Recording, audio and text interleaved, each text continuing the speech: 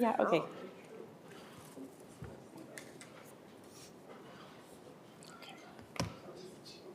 My phones are muted now. Well, at least it wasn't me that just couldn't see it. I'm going to try the mute with my headphones and see if that works. Okay.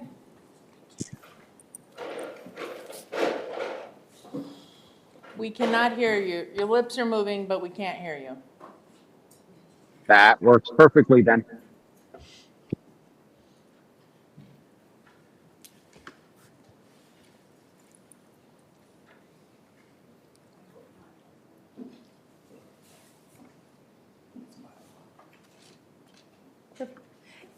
Good evening. It is 5 p.m. and we get to have our April board retreat here tonight, and excited to have the board together. We have Vice President Cook joining us via live stream, and the remainder of the board here in person. And we're also joined by Amy Cast here today, who we're very excited to have back and hosting us today. So we are called to order. Do know that today's information will be recorded and posted tomorrow onto the KSD, or sometime very soonish, onto the KSD website for our community to be able to view, along with our documents that we are going over tonight. So just thank everybody. I know that we had just a little bit of homework, but not too much, but looking forward to a good evening of conversation. And I'm going to turn it over to Superintendent Vela to also welcome us. Great. Thank you, President Margill. First, welcome to our board, and I want to start off first by thanking my team for putting everything together. As you know, it takes a village to put something like this on, and thank you to my whole team, Naomi and all, food and everything, and so look forward to a wonderful evening retreat with our board, and just welcoming you, and also my team that's here at the table today. With that said, I'm going to turn it over to Amy to get us started as far as facilitation goes. Thank you, Superintendent Vela. I am adjusting my microphone. So, Vice President Cook, if you can't hear me okay, just let me know, okay? So, as we work on the audio, I want to make sure that I'm going to purposely be a little over facilitation-y, if that's a verb, just to make sure we make space for your participation in this, since you're not in the room with us today. But thank you so much. Again, I'm Amy Cass. It's my pleasure to be here. I've been in the room with you all before as a WASDA leadership consultant. I've served on my own school board for 12 years, and I've been a WASDA leadership consultant, I think, for a little over half of that. So it's great to be here with you, with the great team in a great district. We have a little bit of other business before I really dive in. So I believe we're going to start with Curtis Leonard first to talk about some OPMA topics. Thank you, Amy. Sorry, can I just say one thing? I just wanted to let you know I can hear you just fine. I can't see you super well, so if anyone is talking, I'm not going to know that you're talking. And you may see me look down a bit here and there, and that's because my kids are over at Disney World, and so I'm trying to make sure that they're okay and they don't need anything from me. But if they do, I might kind of just go off camera for a little bit if I need to step away for a minute. That sounds great. And likewise, too, if you need to say something and we're not making space, feel free to use your hands up emoji, too, Vice President Cook. All right, wonderful. Thank you. You're in a much funner location than we are, I would say. So I am including some materials for you. It's the new board orientation materials, which you've seen before. We've used these materials before in this meeting, and we're not going to actually go over all the materials together today. I'm going to highlight a couple of points as review, but I've included all the materials just to orient you as to some of the most important considerations that we have for OPMA and also PRA. But what I want to do is really focus on two important characteristics of the work that we do. And I'm going to start first on slide 5 in your materials. It's on page 3, about what is considered a meeting. And you'll see in the materials that it doesn't actually have to be called a meeting to be considered a meeting. It could be a work session. It could be called any number of things, a retreat. That is considered a meeting, and it's considered a meeting when the collective body meets with the collective intent to meet. So if you have a quorum together, it's considered a meeting. when you are intending to transact the governing body's official business. Going on to the next slide, a meeting is considered a meeting when action is taken. And I'm going to skip a couple of slides up to slide 12. It's on page 6. What is action? Action is more than just a resolution. Like, you might think that action is adopting a resolution. Certainly that's action. But action also includes receiving public testimony, deliberations, discussions, considerations, reviews, evaluations, or final actions. All of those are actually considered action. And so a meeting where you are doing any number of those things, deliberations, discussions, or considerations, actually is considered a meeting if there's a quorum or more together doing that work. And so that kind of broadens a little bit what it means to be a meeting. And that's why we have to be careful about when we are together, that we aren't doing what's considered action, discussion, or deliberation. Another example I want to give you is on page 7, or on slide 7. And I have the clicker now. All right. Right here, a serial meeting, and I'm going to review this again, is even though we might not be at the same time or place, we might not be in the same location. A serial meeting is considered a meeting when the majority of the members of the governing body, the board, have a series of smaller gatherings or communications that results in the majority of the body taking action, even if we're never in one communication. That potentially could violate the OPMA because it amounts to taking action. And I'm going to give you a couple of examples. Let's say that you have a policy that you would really like to be approved. And it's a policy you feel very strongly about, and it's going to be coming for second reading at a future date, at a future board meeting. And in order to kind of gauge support for this position, you go ahead and have one-on-one meetings with your board members. You pull another board member aside and say, hey, we really need to vote yes on this. I'm hoping I can get your support. And then you go to another board member and say, I'm hoping I can get, and you go to all board members separately. And you have some discussion about why you think it's important. Now, technically, it looks like, well, we weren't in a board meeting. We never were there at the same time, but you had a series of separate meetings over a period of time, maybe, let's just say, a week. But those meetings would be considered a meeting when taken collectively together. And although you didn't vote, there wasn't a vote taken. If you go back to that page that talks about what is considered an action, discussion is. And you potentially had discussion over a period of time for serial meetings, and that would be considered a meeting, a serial meeting, in violation of the OPMA. Now, the example I gave you was a one-on-one meeting. That can also occur via email or text message or any other manner in which you communicate. That can be considered a serial meeting. And so the direction that we provide is that we need to be very, very careful when sending emails. And for this reason, when you receive an email, and we want to avoid that dreaded reply all, because we definitely could start discussing things over email very easily. And if you reply all, the tendency is human to want to respond and, potentially lead to discussion. The second bullet point on this is that passive receipt of email is not considered action. So if you're just getting email and you're not responding, that's not considered a meeting, and you're likely to be okay. Don has raised his hand. Vice President Cook, please. Yeah, so I've gotten in the habit of sending emails where I put all of the board members into the blind carbon copy, BCC line. And I feel like that is enough because no one can reply all at that point. If they do, it's just going to go to anyone that's not part of that BCC line. Is that enough to cover for that or no? Yeah, I would say to this, thank you, Vice President Cook. I would say to this point of OPMA, as long as there's not a reply all, it's likely not considered a meeting over the OPMA. And so I think that's a very fair way of doing it, whether or not you put them BCC or whether you have a practice of not replying all.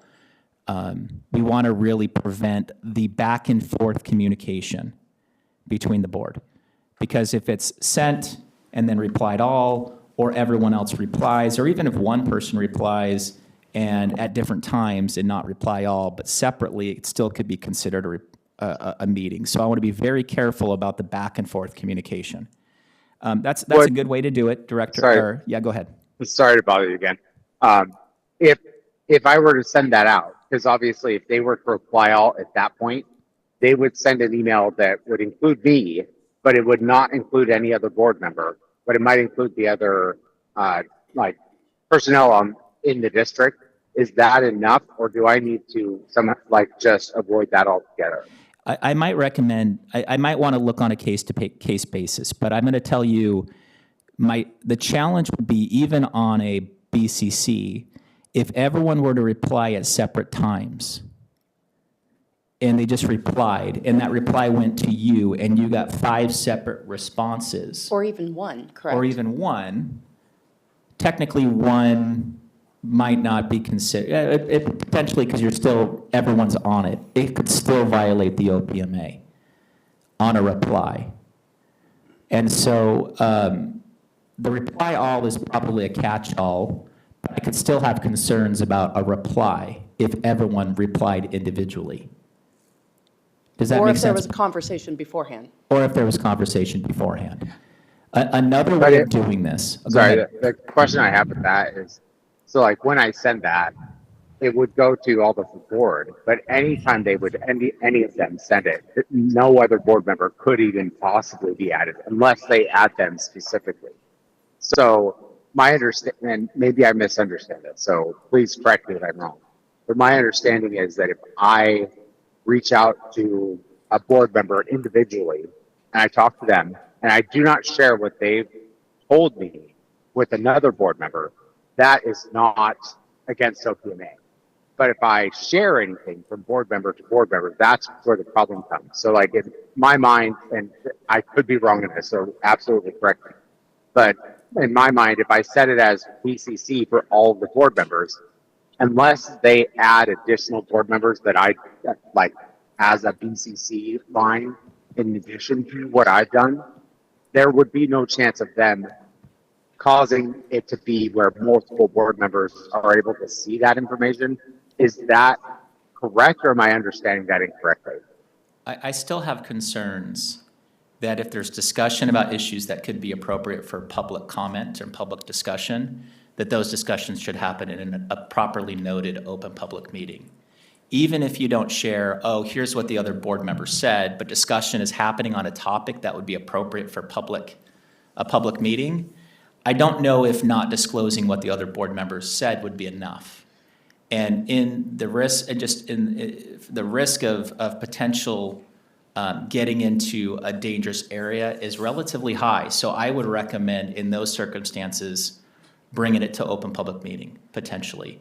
Or in certain circumstances, if it needs to be resolved quicker, to send that communication to district staff to potentially handle, to get ready for the next meeting, and not including all the board members. Now, we certainly can update board members at the appropriate time. What I don't want is discussion happening prior to an appropriate public meeting via email or individual meetings. And so that, in your discussion or in your example where you want to share something with, that's a problem that needs to be solved, I think my preferable option would be, if you are sharing it with the board, that there be no reply at all, really, or that it be sent to staff to solve and then have that be brought either to an executive session if it's an appropriate subject, or to open session at the next board meeting. So on that topic, and I'm not saying that staff would do this, but let's say I sent something to staff expecting them to contact the board as a whole, and I state that even, and they don't. How is that resolved? So, and again, I'm not saying that this has happened. It has not, absolutely. But if that were to happen, say I send something to our superintendent, whether it's Superintendent Vela or another superintendent, and I send it to them and they don't pass that on to the board isn't aware of my concerns, whatever it might be, how do we address that? Like, what would be the I guess, cause and effect in that space? Yeah, I think it's appropriate, and I'll defer to staff in terms of how they prefer communications to happen, but from an Open Public Meetings Act perspective, certainly you'd have the ability to follow up in future meetings, if it's appropriate for executive session or open session. Certainly, those could be brought up and appropriately. There's no OPMA concern if you're having that at an open session or an appropriate topic for executive session, for example. And many of these topics would be appropriate for executive session. There's no OPMA issue there.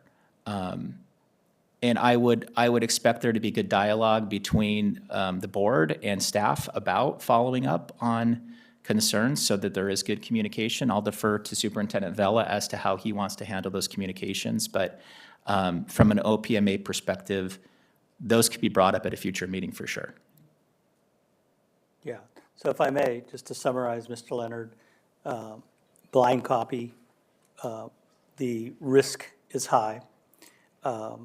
Depending on the email, would be best to send to staff, and we do have that protocol to send to me.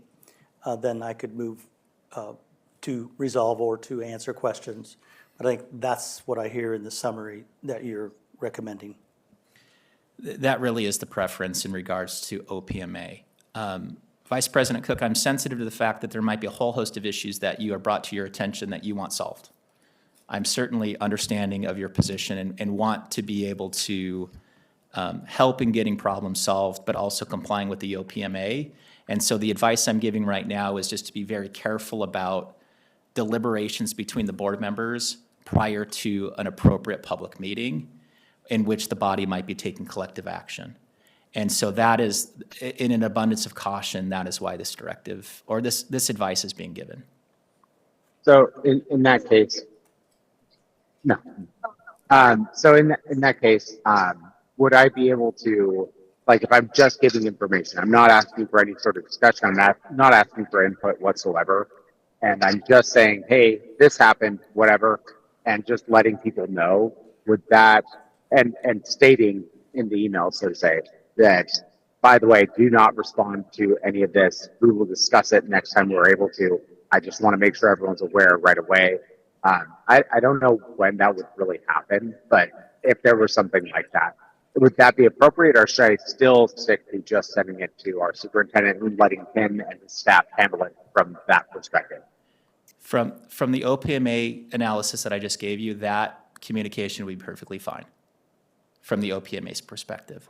In terms of how the board governance team along with the superintendent communicates, I'll defer to Superintendent Vela in terms of how he wants those communications. But from my perspective, Vice President Cook, that would be compliant with the OPMA because it's passive receive information.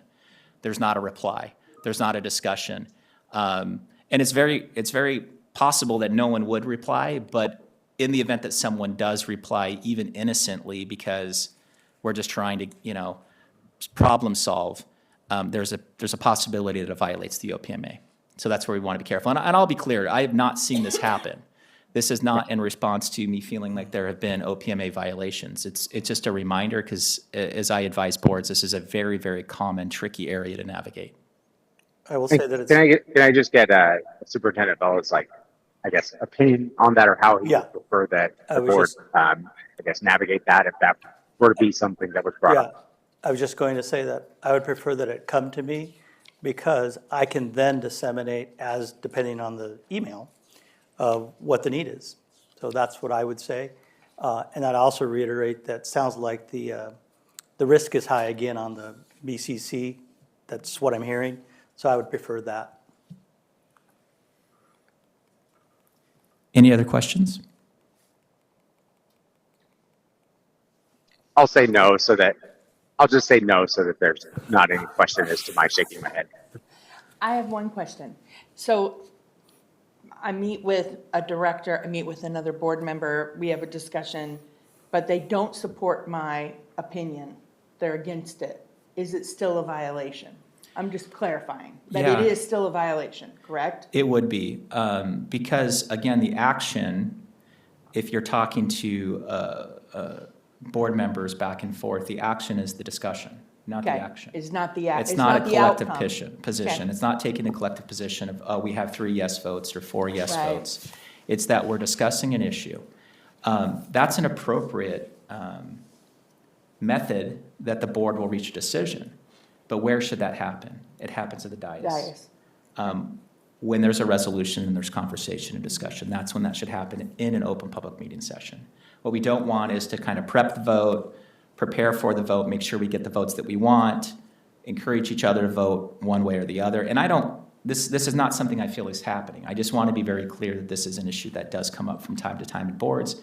And there have been cases on this serial meeting, meaning it's happening separate away from at meetings that happen over a period of time. And it's something that's just a great reminder in terms of how we do business.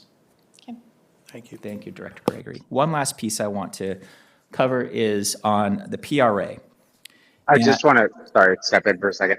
I am going to move because apparently there are a lot of mosquitoes in Florida right now. And so I'm going to move to an inside location. So I'm going to be off camera for a little bit, but I can hear you. Perfect. Thank you, Vice President Cook. The second point I really want to cover is the PRA, the Public Records Act, and this is on slide 32 on page 16. And we are talking about records. And so any work that we do when we're conducting agency business creates a record. And the PRA, the Public Records Act, governs the records that we create. And a public record is anything that we create, a writing that is prepared, owned, used, or retained by the state or local government agency, which contains information that relates to the conduct of government. Okay, so this is the work that we do. And one of the issues I just want to remind the board is records could be paper, they could be text messages, they could be emails, they could be videos.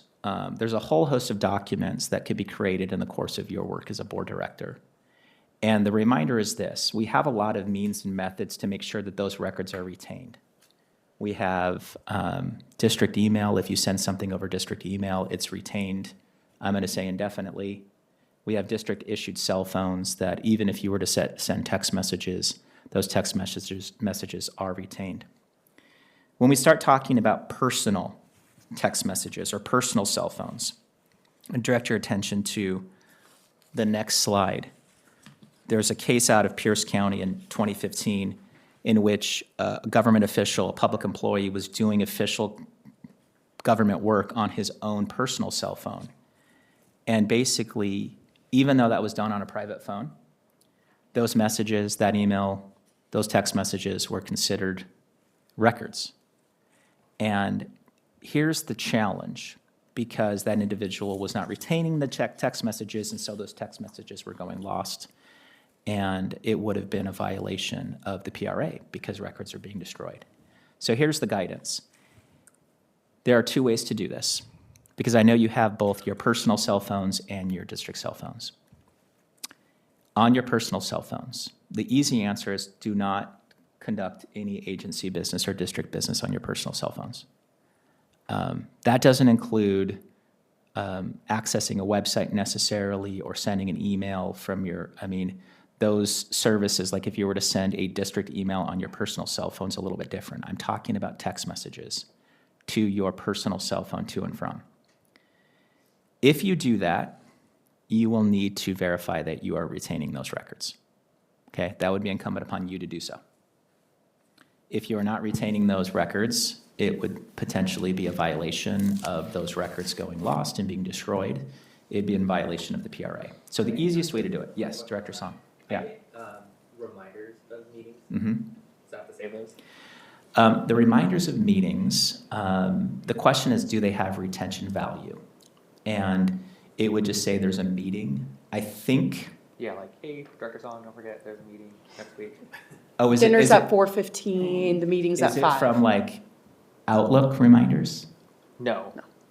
Is it like set up Yeah. neighbor texting? Because I don't always check my board phone. Like, I don't do any business on my personal phone. Yeah. But that's also the fastest way to, like, just send me that little reminder. I don't typically respond, but. Okay, I'm going to answer it this way. Those records have very little retention value. They're not really conducting agency Okay. business, so the retention value is very small. But my preference would be even any text message related to your work be sent to your work cell phone. I know that's more of a pain. I haven't deleted any of them, but. Because Director Song, I don't I'm want just you to have to wondering. worry about retaining them. Yeah. So I would rather those go to your public cell phone rather than your private. I would rather have as much of a wall along those two numbers as possible, so we don't get into intermixing or we forget and we accident. I'd rather have as much division between those two cell phones as possible. Okay. I think it's a good course of action, even for kind of benign messages like don't forget the meeting. Director Gregory. So I am new and I got messages to my personal device before my device was issued. I should retain those because should they retain those. are board Correct. related. They're Yep. like, you need to be here, here's this thing, you need to look at this. It's like directive to me to Correct. action that I have to take. Correct. How would I go about retaining those? What should I do? Should I put them into an email and then forward them and say, as of this date, this is what I got? Because I haven't gotten any more of them. It was just at the beginning, before my phone was issued. There are individuals in this room that are more tech savvy than I am. But that would be a great way to do it, by forwarding it, Okay? by printing them out. I know that used to be a way we used to do things, Yeah. print them out. There are many ways that we could make sure that that message is retained. Okay. So I'll just do that then. Yeah, I Okay. think that's a great way to do it. I know, Director Song. Sorry. So there always is in the future. So I say this to a lot of school districts. We a lot of the business that we normally had transacted over the phone or in person, we're now doing via text message. It's a matter of convenience. It's certainly a great thing, but it's now taking the place of where we would pick up the phone and make a phone call or talk to someone or generally maybe not send a record. And when we're sending text messages, it creates a record, and if it's doing agency business, it needs to be retained. Okay. The easiest way to do it is to do it over district email or district phone, because then you don't have to worry about retaining it. They'll do it for you. Man, I have 4 cell phones.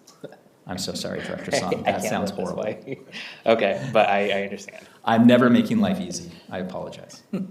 No, that's good to know though, thanks. So Yes, I will Ms. do the Wu. plea for Naomi, answer your phone. Yeah. Answer phone, right? Yes. Because if we're not sending them by text messages Oh, no, it's probably and just me. people aren't looking at their, and I'm just as guilty because I'm not looking at my district while I'm working my No. job. And so we have to answer our phones. Right. I see you, Naomi. Sorry, Ma'am, Naomi. I respond back on my district phone. I'm probably the only one. No, I'm the problematic one with communication. Okay, thank you. Thank you. And those are the two areas I really wanted to cover, in OPMA and PRA. Otherwise, I think we're in good shape, so continue to do the work that you're doing. Thank you. No, I wanted to, again, just thank you, Curtis. I know it's a special evening for you, and thank you for taking the time today. And also, thank you for being very specific in what we need in Kent School District to keep going as a Kent Superintendent Board Governance team, so. Thank And you. I am going to be stepping out. It's my dad's 87th birthday, Yes. so Happy birthday to your dad. Happy birthday to Dad. thank you. Thank you, Mr. Leonard.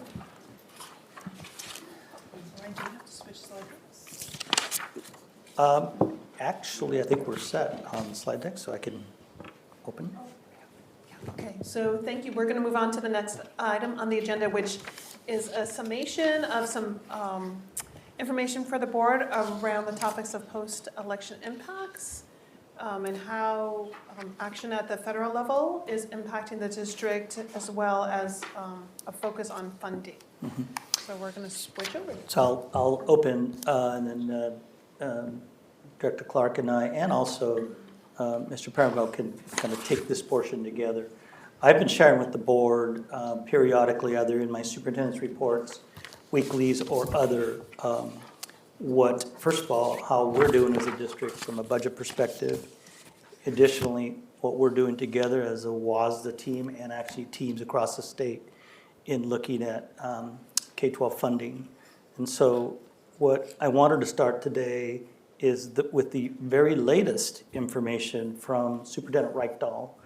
And so I can put it into the record. I wanted to read this, and then we'll talk a little bit more about specifics, which is also in the slide deck. House and Senate operating budget proposals as of today. Each of the chamber's proposals demonstrates that the House and Senate leaders are not yet in agreement on several aspects of K-12 funding. In addition, despite both budgets infusing new sources of revenue, that's important, neither budget proposal fully closes the gaps that our K-12 system critically needs addressed. And you can see and hear why I read this. It's important because we have been sharing this in a transparent way as a district for our community and for everyone to know where we are from a budget perspective. We've also been sharing the good things, right, where we are and decisions we're making. And so I wanted to start with that and then shift over to Director Clark if he wanted to add anything to what I just shared. But I also wanted to turn it over to Mr. Parangua to go deeper into the three buckets. First of all, Governor Ferguson threw the rock across the table this morning and, and basically said that he is not in favor of the new grand tax scheme, which, given the deficit, obviously throws it back on the House and Senate. And realistically,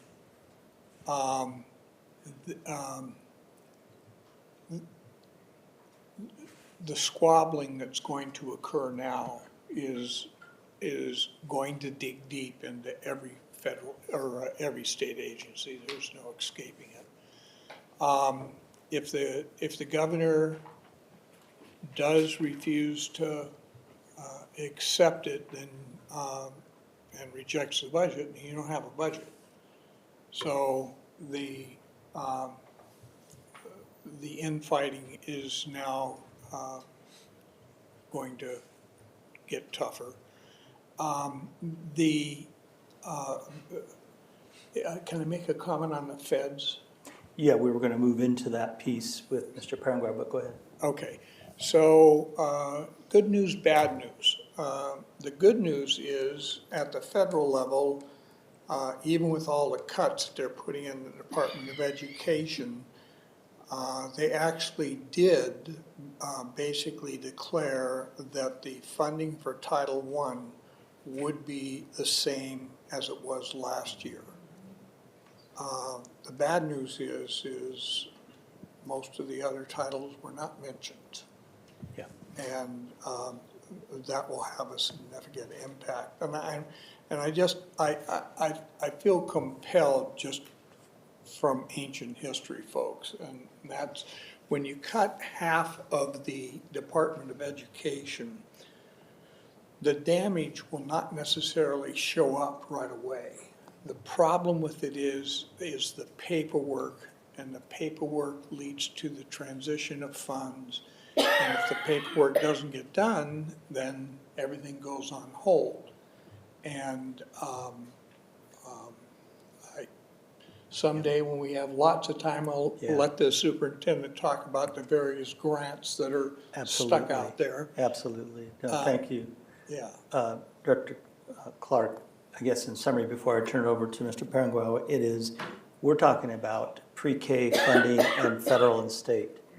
There are other federal funds that are impacting directly and indirectly students and families in our state, and I would argue across the country. So I'm going to turn now over to Mr. Parangua to give us the foundational pieces you've heard, and as he's talking, he'll hit the federal piece as well as some of the state buckets that we just talked about and I have been sharing with you in the past. Mr. Parangua. It's good evening, and thank you for giving me the opportunity to share the budgets. Glad to be back here and provide some more details. What I'm going to share with you tonight is similar to what I have shared on March 12. And so we're not going to go through all the slides, but I'm going to jump into, I believe it's slide number 8, which is general fund forecast assumptions.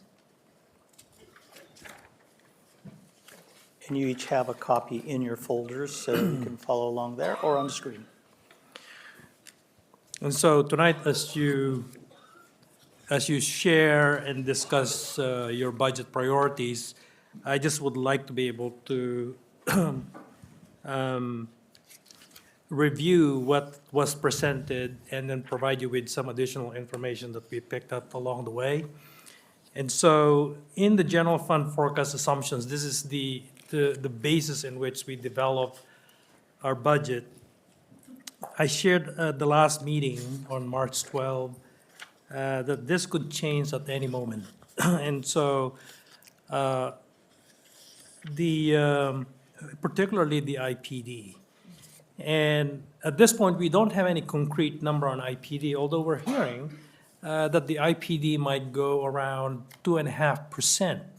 Here, we listed 1.9% for 25-26, but we've been hearing about 2.5%, and that is actually the latest information. Now, having said that, that is not yet final, and that's why we did not change our forecast.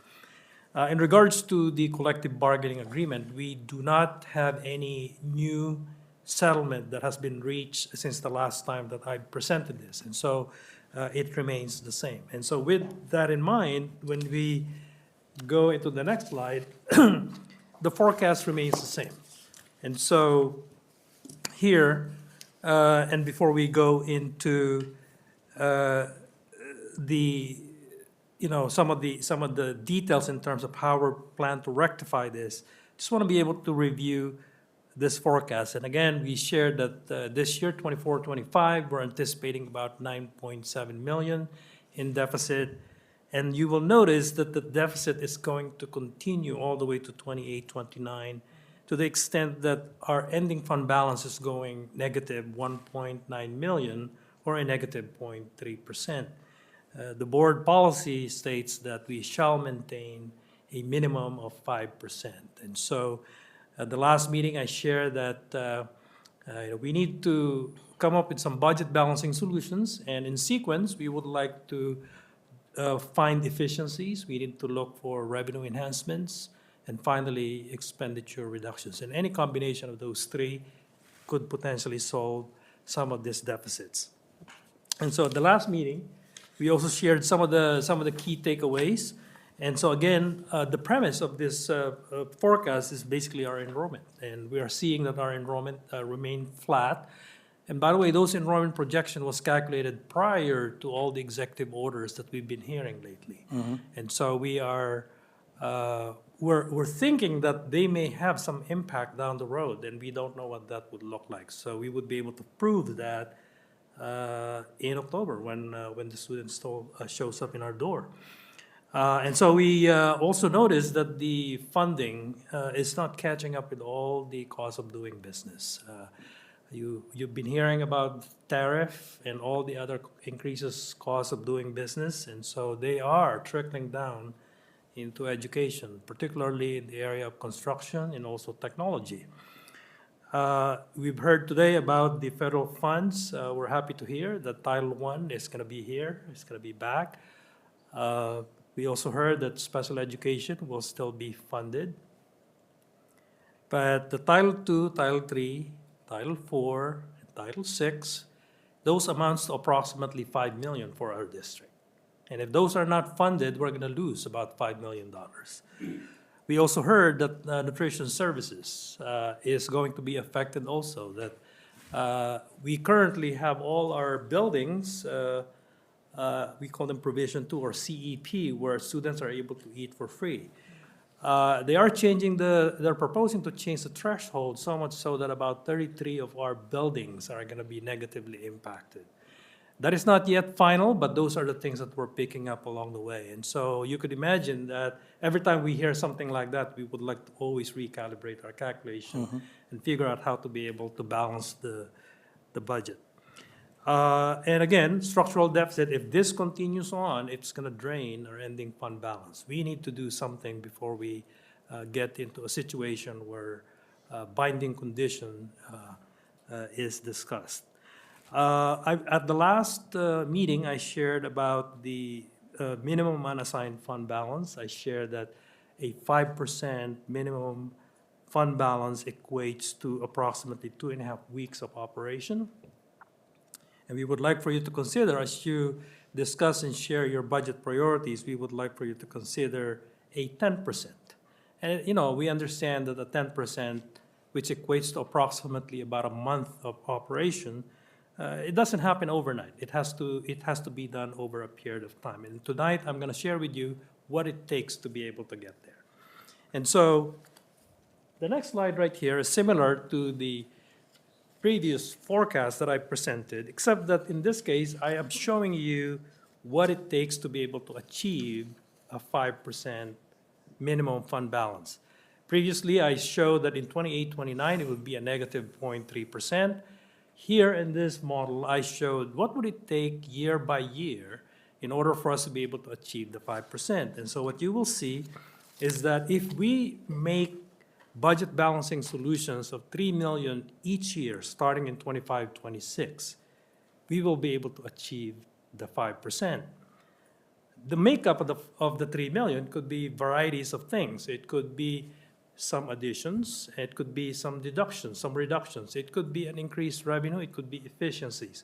Tonight, we're not going to be able to share with you what the makeup of that, but I just would like to be able to quantify what it takes to get there. So if we make it a goal to create or develop a budget balancing solution of 3 million each year up until 28-29, our ending fund balance would be at 5%. It sounds good because then we are able to achieve the goal. However, if you would look at that deficit in 28-29, we will still be in a structural deficit of about 9.22 million.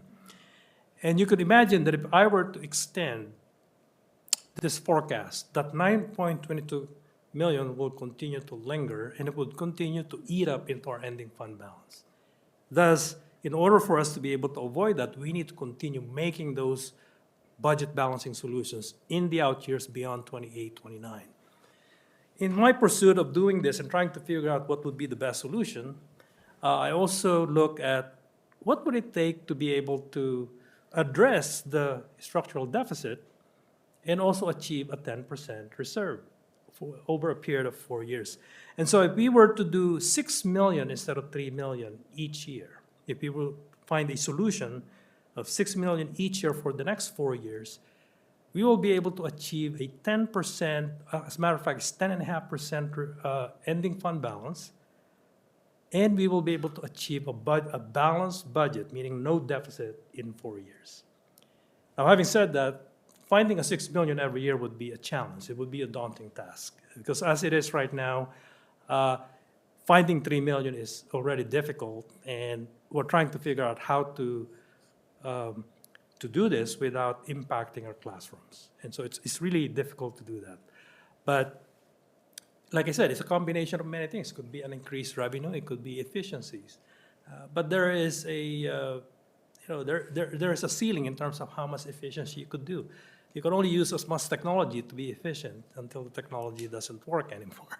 And so those are some of the challenges that we have in place. But the goal tonight is to be able to quantify what it takes to be able to get to a 5% and what it takes to be able to get to a 10%.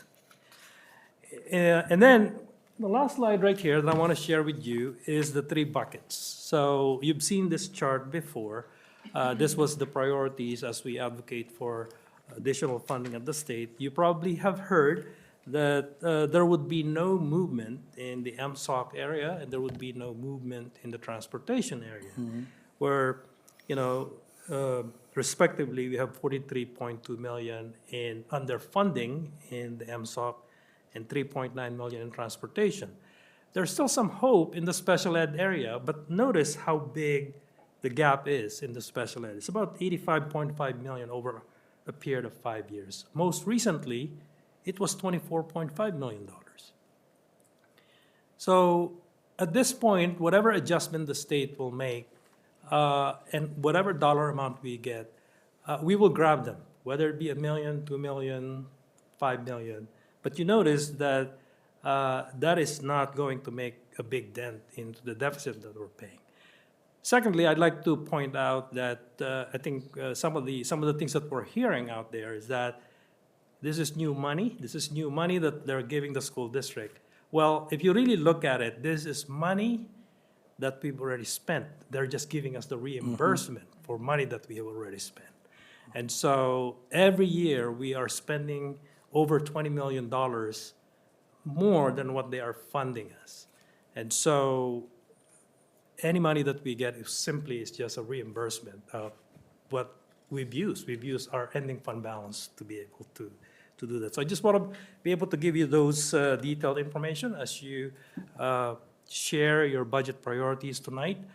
And would like to hear more about all the discussions about it. So thank you. So, Mr. Peregrine, first of all, thank you for the detail and the thoroughness that you presented that to our board. I wanted you to go back a slide and just for our board to, to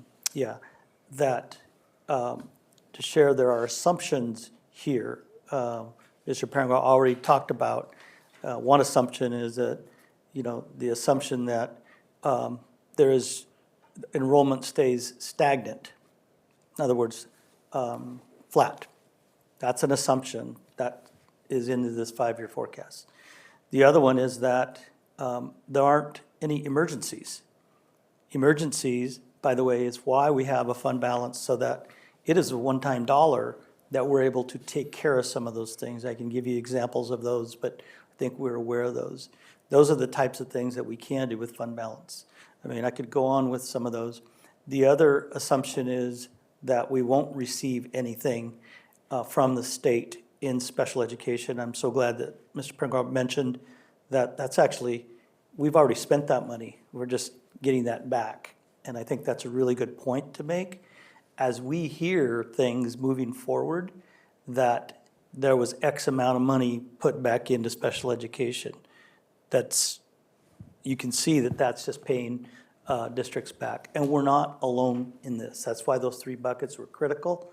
Those three buckets help every single district in the state, particularly around special education. And then lastly, if you go to the next slide, before we open it up to questions, is these three buckets. Director Clark and I had the opportunity to spend time up at the legislature and testify in that. And, we're still holding out hope. We really are in special education. There is a tie to transportation for some special education if it's our special education population that they could be supporting. So always holding out hope in that area, but we'll continue to push. Thank you, Director Clark and others that help support that. So we'll open it up if you have questions for Mr. Pangar regarding those slides. It's not a question, it's a statement.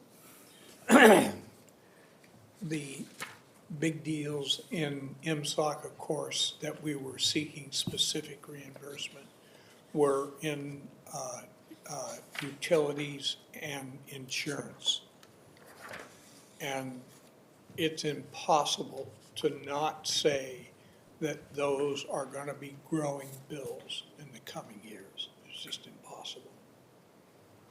And to that end, I think you mentioned utilities.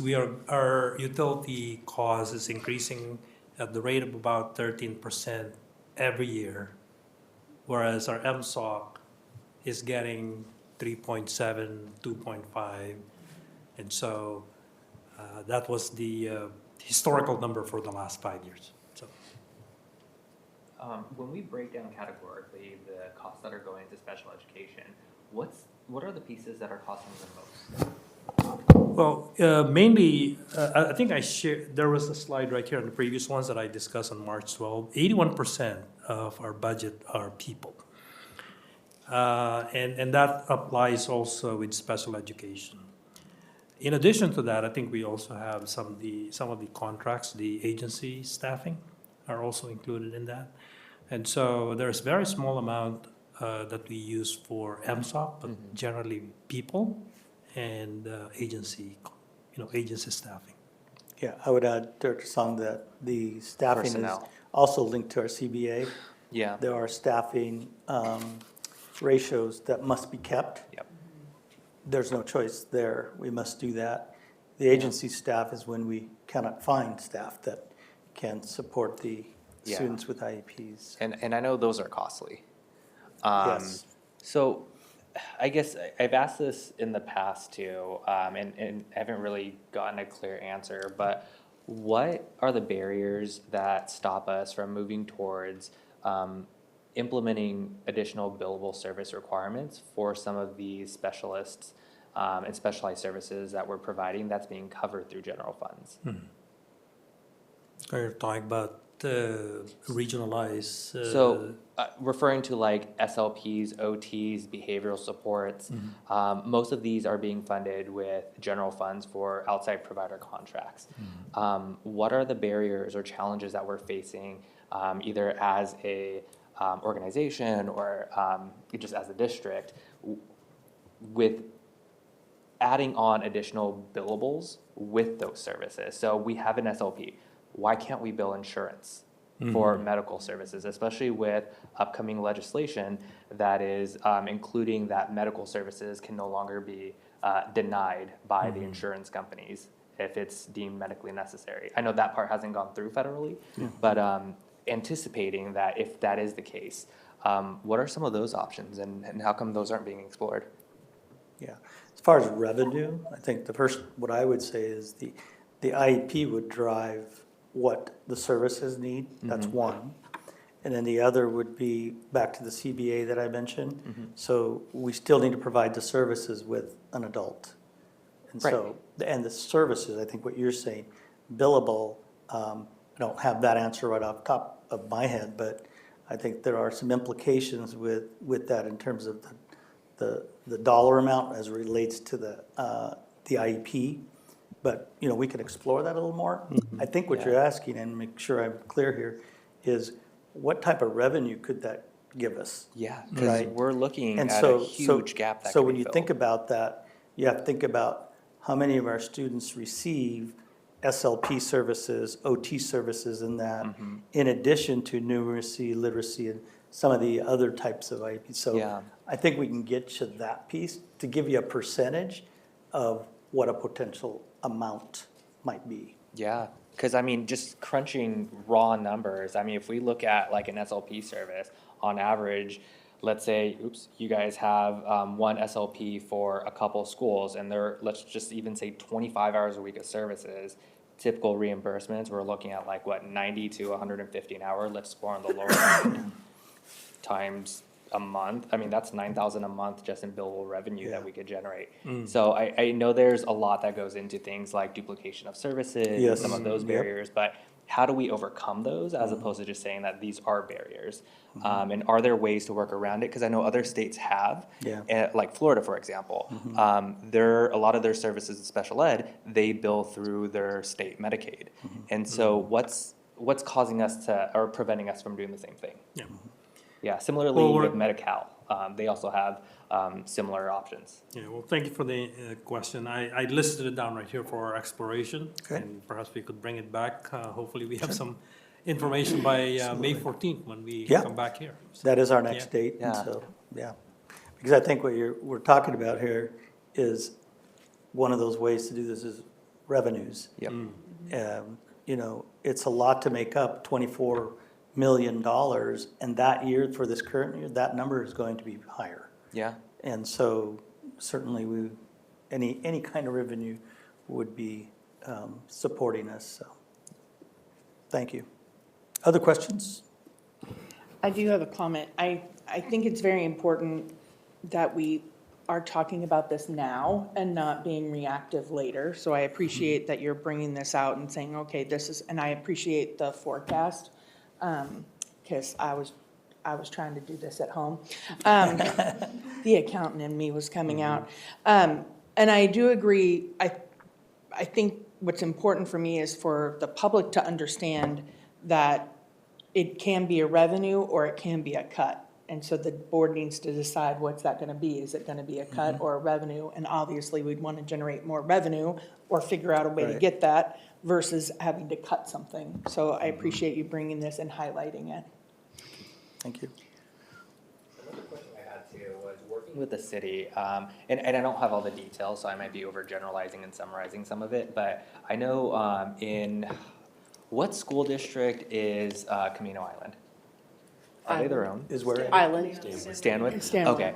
I know a lot of their additional services within schools, like their school counselors and therapists, are also funded because they had a partnership with introducing the marijuana tax. Pierce County did the same thing with the behavioral health tax, where they would tax, I think it was like 2 cents on the dollar for every sale of marijuana or other products. And then those funds go back into distribution of schools to pay for the counselors and the resources. As opposed to now, I know we rely heavily on grants, and then also some of them are just paid for by the district. Are there conversations with the city? I know people hate taxes, but I also know mental health is very important for people. And when we say things like 2 cents on every dollar for marijuana, like, I don't feel like that's gonna impact negatively so much on the general populace of Kent. So it might be a little more enticing if we can find ways to generate revenue from those sales. But again, I know there's a lot of complexities, but are there conversations with the cities on how we can collaborate on some of those? I mean, certainly we can connect with them on that. I know the city has, as you probably know, their own challenges. Yeah. With their budgets, and so certainly always, and that's part of what our joint meetings are about. Yeah. And so, I remember Mayor Ralph speaking about this in the past. I'm not going to take the liberty to quote what she said, but I do know that she did talk about this and specifically kind of a syntax and that funding. I don't know if I remember it wasn't specifically behavioral health, but kind of crime prevention and Right. is Oh, what I do remember. Yeah, Yes. yeah, with like law enforcement. that's why I shared and- that they have challenges now. Yeah. With just law enforcement and officers. They're trying to increase from numbers that they've reduced over time. And so budget is a big issue, and I appreciate Director Gregory. And we've been very transparent in forecasting. And also, I also believe we've been fiscally conscious in our district for a while to get us to what you see. If you look at districts around us, they're not in that place. I think Amy can attest to that. But back to us, we need to continue to stay in the course, working together as a board superintendent governance team on behalf of our kids. That's really what we should be about. And I think this is a transition time to start talking about some of the priorities Yes. that we had and the homework that we had. Thank you, Um, Mr. Prima. Thank you. Thank you very much. So while we switch over some slides, I want to give everyone an opportunity. Do we need a 5-minute break? Sure.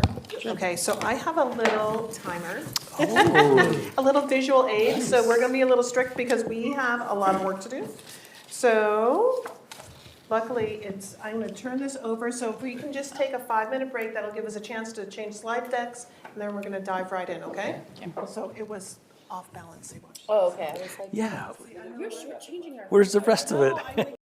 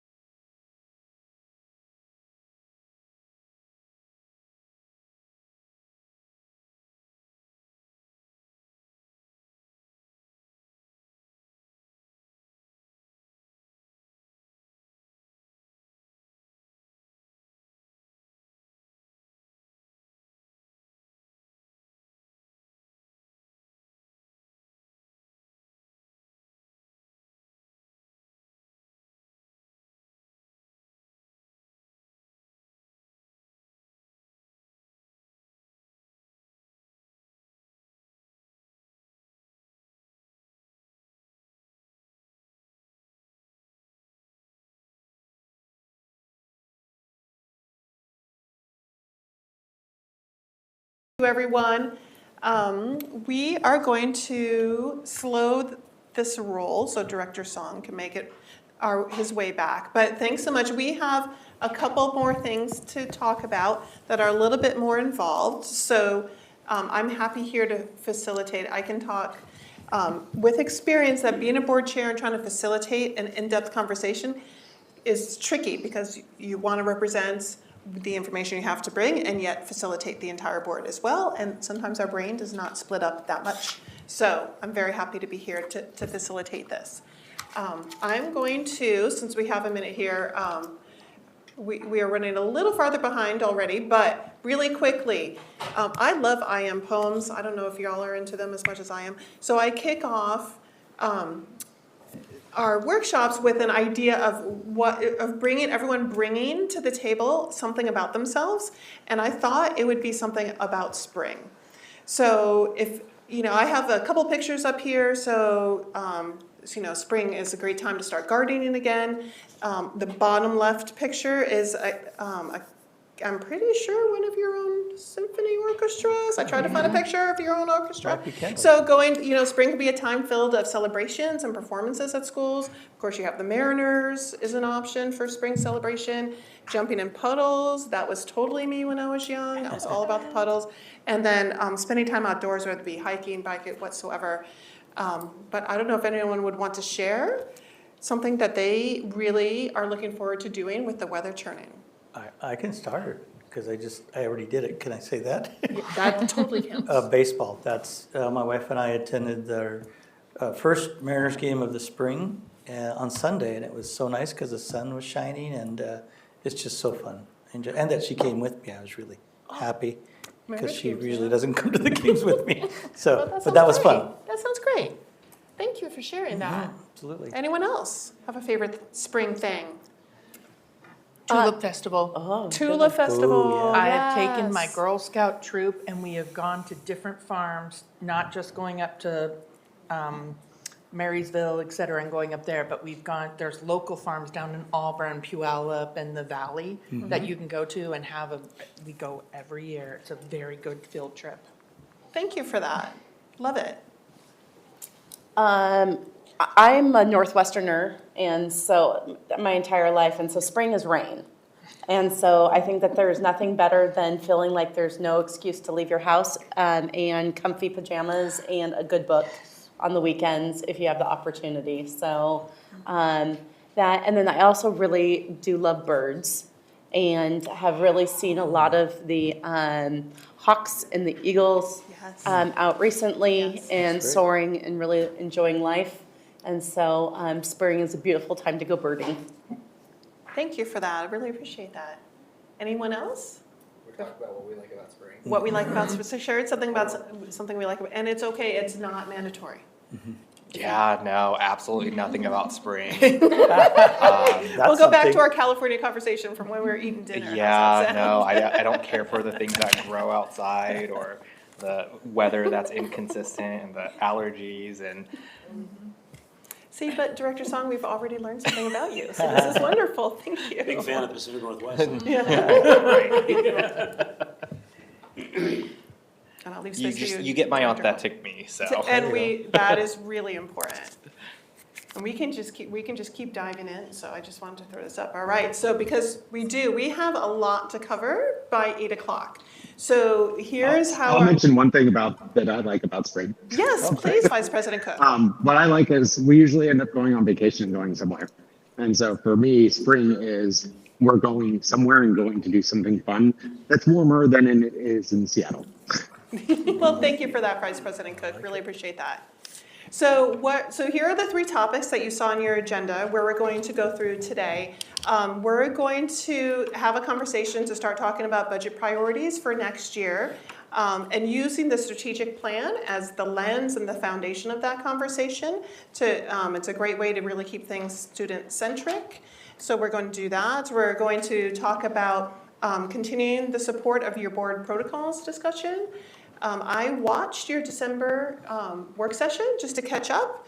And so I heard a conversation around perhaps maybe taking some time to talk about some group agreements or norms. And so we're going to spend a little time there to kind of give some underpinning for that board protocols discussion. And then if we have time, we could always break open the policies that are here as well. But it sounded like there was a strong desire for that norms conversation, so I'm prioritizing that. And then also, I have some information. I happen to be the person tasked at WASDA annual conference with doing the superintendent evaluation breakout. So I brought some information on that. Y'all have a great process. I have to say, it's one of the more robust I've seen, like ever. And so the process development, I feel like y'all are there, but I wanted to talk about best practices, what research teaches us, and so you don't have to reinvent the wheel, and it'll support your work ongoing. Now, this is a lot to fit in by 8 o'clock. That's a little, I have my clock going here. So what I'm going to do, I'm going to have a robust parking lot here. So that, because I have kind of some 20 to 40 minute allotments for each of these buckets, and it shrank a little bit, but this is all important information. So if there's other conversations that we want to document to have later, I'm going to put them down so we can kind of keep the conversation going, if that sounds good, right? But if there's anything that you want to make sure is on that parking lot, please speak up, because we want to capture that. All right, does that sound good to everyone? Any questions? All right, so I wanted to start with, again, a little student-centric information here. I love this mission statement / tagline, every student, every voice, every day. That's lovely. I picked that right off your strategic plan. I wanted to try to get a visual representation of what 24,000 students looks like, because this is the art and science that is school district leadership, is that how do you create a system that supports 24,000 individual kiddos? And so this is a stadium this was actually a conceptual drawing for the soccer stadium in Miami. Its seating capacity is 24,000. So if you want to try to get a visual representation of all the students in one place, that's it, and that's a lot of students. So how do we try to systematize serving those students in a way that supports all their individual skills, each of their voices every day, right? But in a way that works, right? And that's why we're investing some time here today. By the way, you all do a great job investing time on this work, and so I want to thank you for that. So this is the crux of it. How can the board create the conditions for student and staff success, right? So that's what we're going to work on systematizing today. So here are, and I've brought these to you before, I brought them again from the WASDA state standards around school district governance. These are the top 5. You'll see number 3 is that creating conditions district-wide for student and staff success. But this is actually where the board self-assessment survey comes from. But if y'all, I brought a stack in case y'all need another copy. But really, this talks about how the school board can organize its work, again, not reinventing the wheel. And so you can focus your energy in places that research proves really does lead to good outcomes for students. And it can help you work in a very complex environment. I'm speaking really fast here on purpose so we can get to our conversation, but throw a hand up if you want to pause and talk about anything, okay? I just want to give you space to do that. So here's a really simple systems map of this board director work that we're having to try to systematize. All right, so first of all, you have to not, with the students in the center, they all have such, again, those 24,000 individual student needs and dreams, right? And objectives and career aspirations, right? How do you try to figure that out while you're wrestling with the legal requirements, how to drop that in, since we had Mr. Leonard here with us, right? It's a complex legal environment that school board directors have to work in. And then you have all these learning standards you have to take, I just threw in there the State Board of Education, but you have to take all that, to core 24, the 24 credits graduation requirements, with this number of math classes, this number of science classes, working within that environment, and then doing it with all constrained resources. And we could put more up here. Like, is there anything that you all bump into that you find when you're doing your school board work, you feel like you know, the pressure coming at you a little bit, we could put more things up here in terms of the environment you have to do your work in. I think for me, time and accessibility to the board is a huge barrier. I don't feel like we have nearly enough time to collectively put as much thought as I'd like into some of these initiatives. Yeah, no, I know, especially with everyone's the day jobs. Yeah. Right? No, that's a really important one. Thank you, Director Song. Anything else that pops up for other people? For me, it's the learning curve of the community, right? All the people in the community, and then helping educate them. So oftentimes it's just take the money from there and put it over there. And you're like, oh, it's not that simple. And then it's a conversation with them to say, this is why it's not that simple, but it's that education. So it's the education of our parents, I think, is becoming something that I'm seeing more and more as I engage with people. That's really important, Director Gregory. Thank you for that. Community engagement as a whole, especially, you know, in Kent, it's a very complex body of work, true, authentic community engagement. That is an important consideration. Thank you for that. Again, we could talk about this all day probably. But first on our agenda, we are going to focus on resource constraints. Okay, we're going to invest some time here so we can talk about it. And again, it is so complex, and there's a lot going on federally, down in the legislature with the governor and the Senate and the House, and hopefully they sit in the same room together. Yes. All right, resource constraint. Mm-hmm. Lack of a community media source that is trusted. Because in the old days, when there were newspapers, we actually had a local newspaper. And if it wasn't perfect, at least it was a beginning point for a conversation with enough identifying facts that at least you had a starting point. We don't even have that now. That's a really important point. Here we are, the absurdity of this is turning to the public and trying to tell them they need to vote for a levy because it's 15% of our revenue, when in effect, they would need to reflect what does that really mean, and they don't. And I can't really blame them. Right. So. Yeah, no, thank you for that. And that's a really important shift that we've seen just in, I think, 8 years. Yeah. And across the region, across the country, the loss of local newspapers.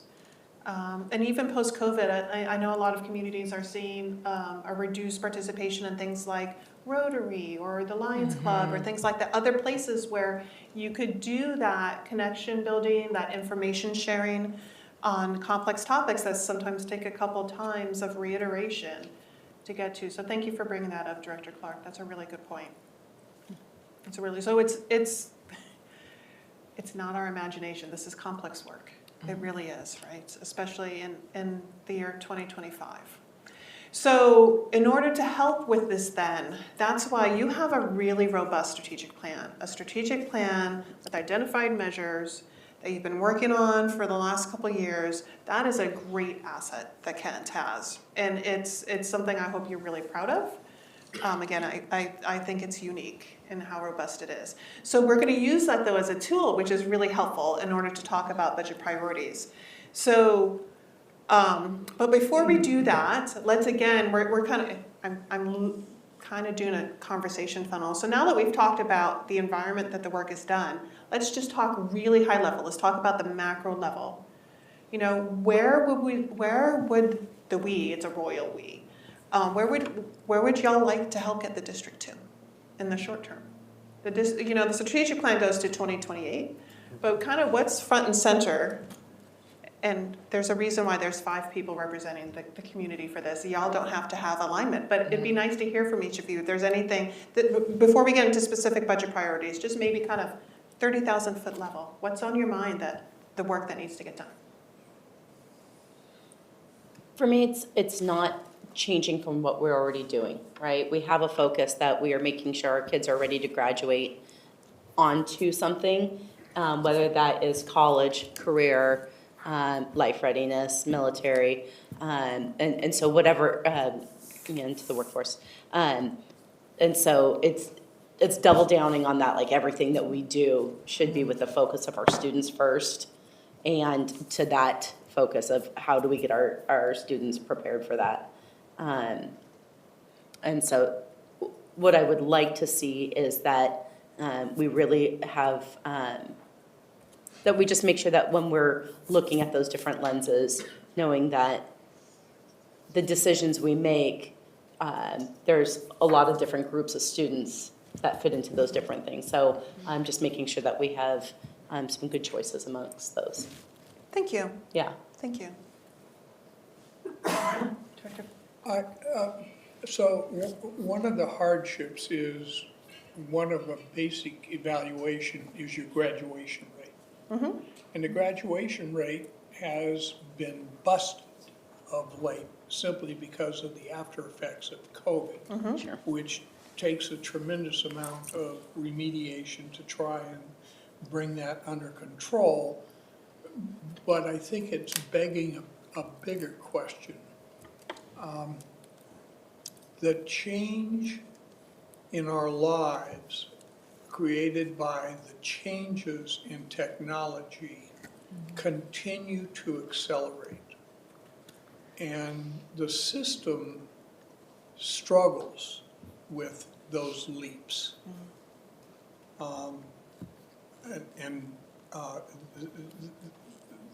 The problem that we face is we're very good at diagnosing exactly where our students are right now. But we are dependent upon a state system that is unstable in its funding. And so our problem is something that's outside of school. It's getting the body politic to recognize, come together on a given plan, and then actually make that the future. Because ultimately, that's what happens in democracy. Right. So that is a really important point. And it would be something that, is interesting in terms of understanding how to work within the system and then how to affect the system, right? Which y'all are very invested in doing. So I think that's a really important point of working within that system map of constraints as well as how to impact that system map of constraints. Thank you for that. Any other ideas? I think for me, the two things that come to mind is refocusing and prioritizing more on safety just across the board. And then the second one being how do we truly implement equitable academic supports in a classroom. I think one thing that comes to mind just from having lots of conversations and looking at data trends is more and more families are looking towards private schools. And I think there's a lot of evidence there to at least explore the question or the curiosity as to why is that the case?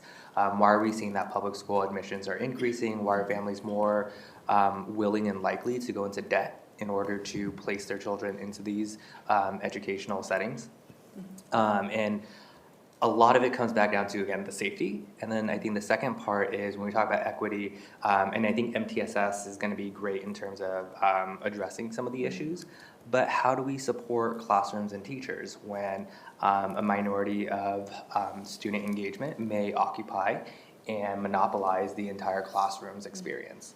And so, I'm a huge disability advocate, that's what I do for a living, but at the same time, if we're using 90% of our resources on one student, how is that equitable for the other students? So what is that balance? And I think we're caught in this gray area of not having a, not we as in just Kent, but for most school systems that I've noticed, of not having a proper response to that. Well, thank you for that. I would love to have an inclusionary practices conversation. That would be great, right? But very, very important point. Thank you very much for sharing that. I think for me, it's safety obviously is a big one. It comes up in my house conversations every day in my neighborhood, and I get phone calls about it, so safety is number one. The other thing for me is the way in which we measure students, the way that we measure their performance and where they're at and how we are assessing that. And I think our new system that's coming will help with that. But why are we giving a standardized test if we know that it's not effective? Like, why are we using this test? Like, it's noise, because now we're teaching to a test and kids are never gonna use that, whatever it is that they're learning, right? The whole math model, I got the whole education from a teacher, and I was like, what? She goes, we have to teach that, because on the test, if they don't answer it that way, they'll get it wrong, and then they're downgraded, even though they're a mathematician whiz, and they're in, college level. They could be in calculus, Teresa, but this is, because they can't do this, their scores are low. And I'm like, okay, well, that's a problem. So that kind of, how are we measuring? What is the measure being standardized? Why did we pick it? Kind of that assessment. Thank you for that, Director Gregory. And Vice President Cook, do you have anything you'd like to share? He might be still migrating. That's all good. We'll get him later. Oh, sorry. Yeah. No worries. I think that the stuff that everyone else is talking about sounds good. It's hard to look at things in the macro in the near term, just because I feel like the macro is so big at times that it's like it feels like an immovable object at times. Yeah. And so like we get kind of stuck in the micro a lot of the time, just because it's like this new thing that's on fire right now needs to be handled today, Mm-hmm.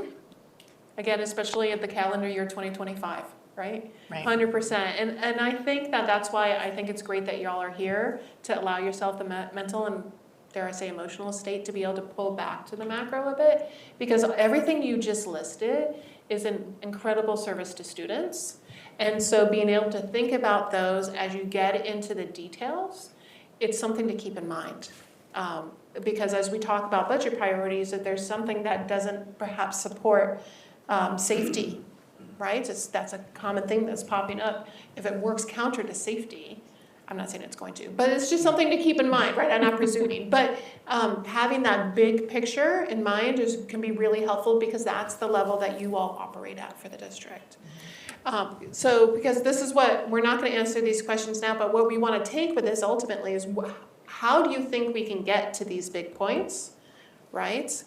And then what is the board's role in supporting that work?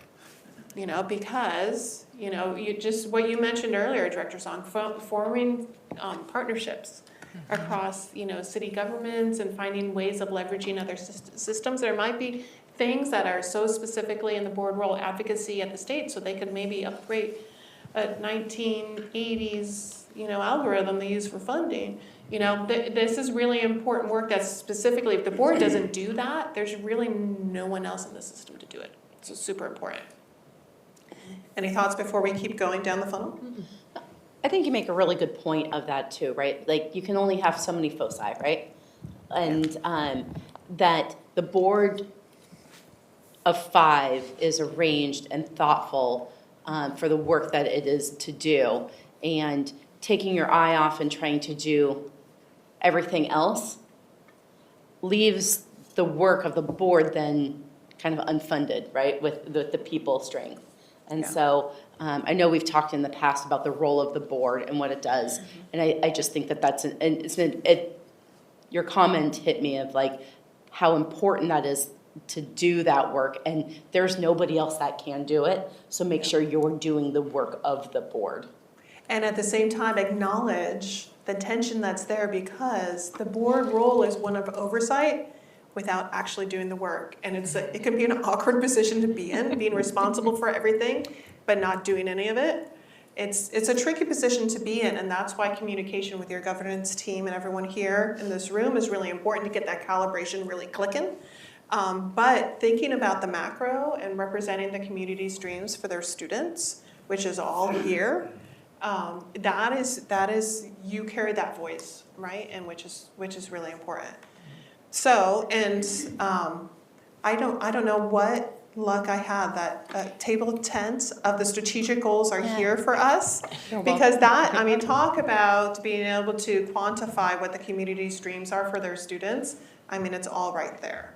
So, and this is another image I love, when you think about calibrating a complex system like the 5th largest school district in the state? Am I close? Mm-hmm. So it's complex work, and public education in and of itself as a mission is complex. So here's what we're hoping is that we really get it fine-tuned and really get the team clicking along, because I'm an F1 show fan on Netflix, in case And you can't there's tell. a hand raised by Director Cook. Oh, Jared, thank you so much. Vice President Cook, what do you think? So can you hear me? Just Yes. Make sure. Oh, we heard you for a second, but then you stopped. Okay, sorry. I was just making sure you could hear me. Yes. So the question I have is, you brought up the oversight role of the board, and it's been, I would say, a little bit difficult for me to understand that in a sense, because it feels like there's an oversight role, but it's an oversight role as far as the way that it's been explained to me in the past is that oversight role is as a board as a whole. And the concern that I have with that is that, if it's always based on a majority of 3, and for some reason, the majority of 3 is either not seeing something appropriately, or they're missing something, or the community feels that something's really important, but the majority of 3 doesn't see that way. How would you provide that oversight that the community is looking for necessarily, without necessarily like pushing against the majority in that way? So what I would say is that it's a yes and, if that's helpful, is that this is not a binary kind of situation in order to move a school district forward.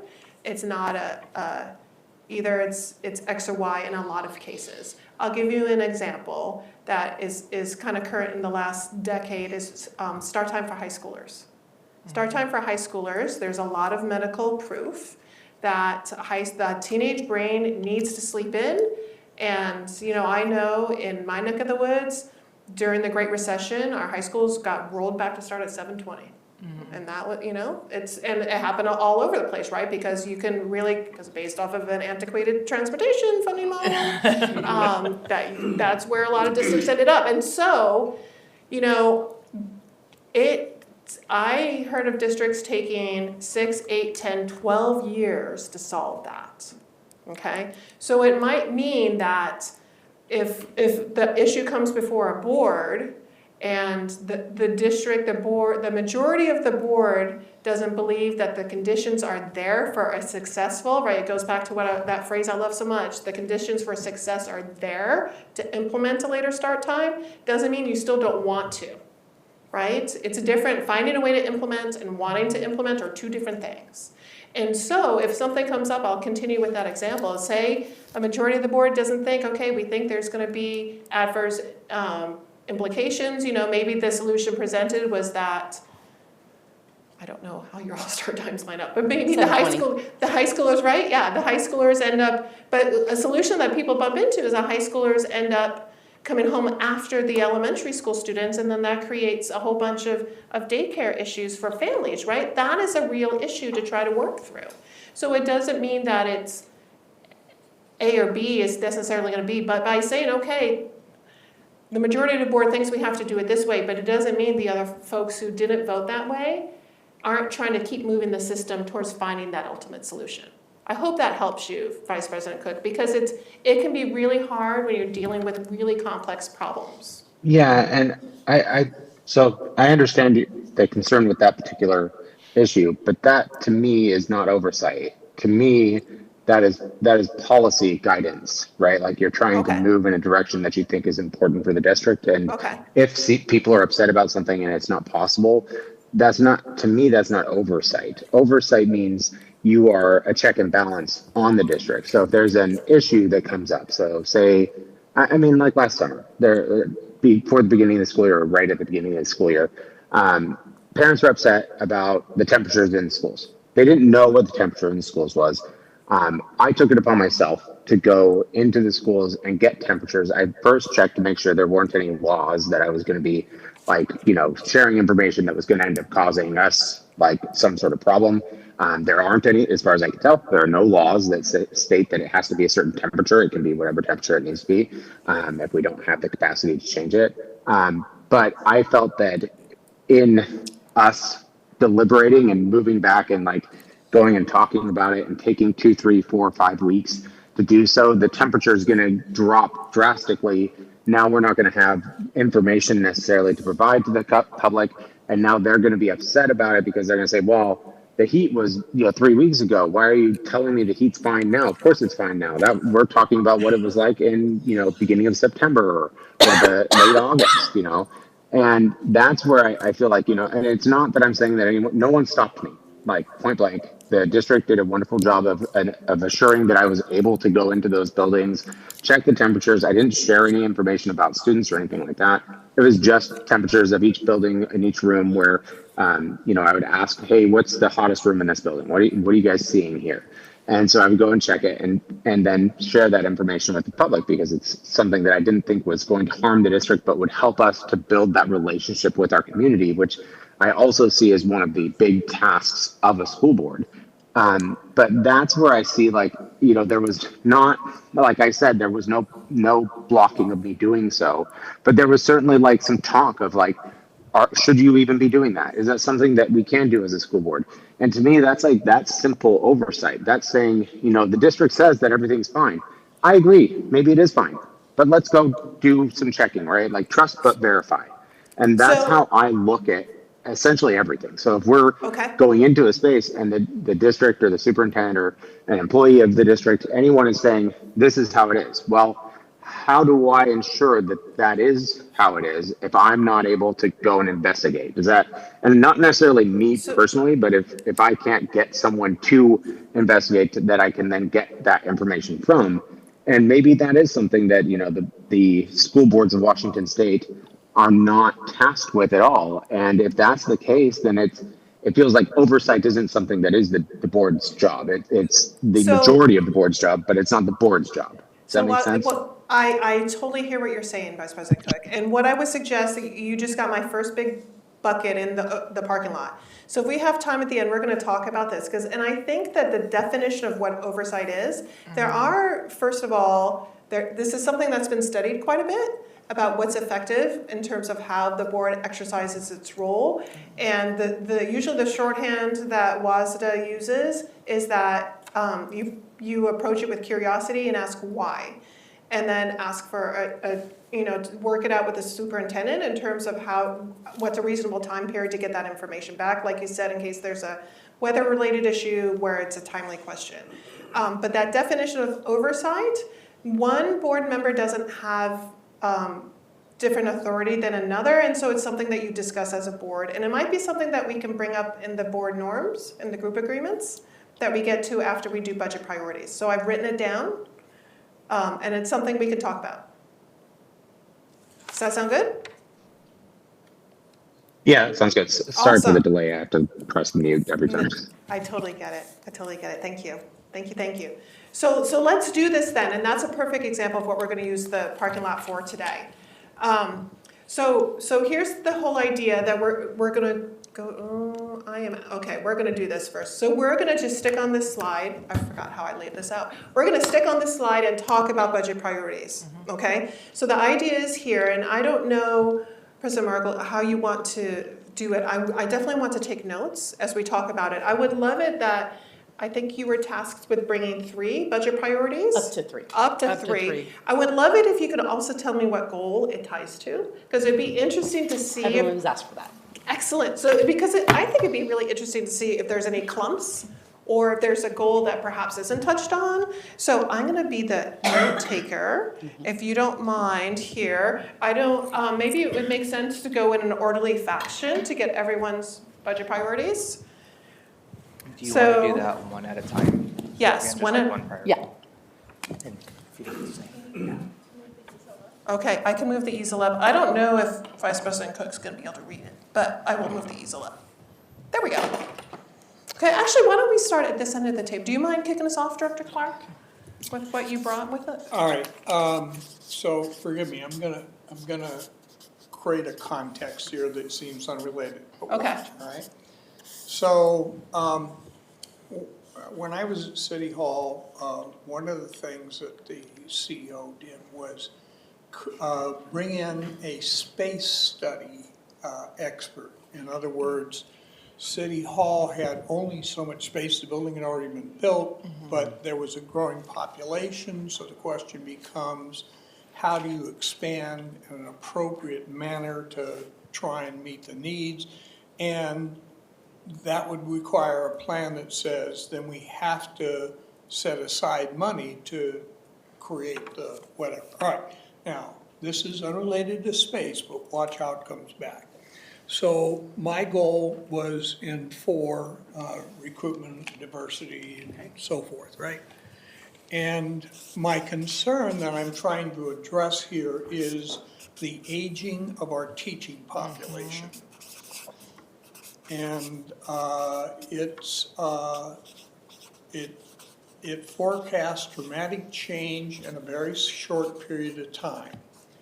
And with that in mind, one of the problems that's inherent here is,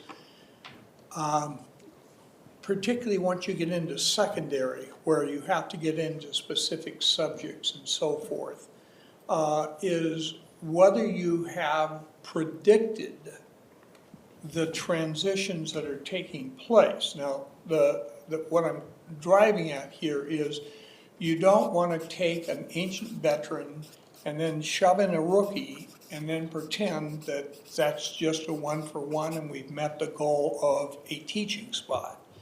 So you need to have mentoring to be successful in those transitions. And the question becomes, have we really built a working model based on the specific needs within the system? You know, I gotta have so many special ed, blah, blah, blah, blah, blah. And as you can tell, it requires building a survey, because there are specific individuals within various buildings that fill multiple roles. And some of those are absolutely critical to keep going. And so the question is not simply, am I a science teacher, but oh, by the way, you know, whatever the specialty that they're creating within that building. And so the transition study would be about, do you know where the holes are coming? And do you know what other needs have to be met within that, based on what you've got?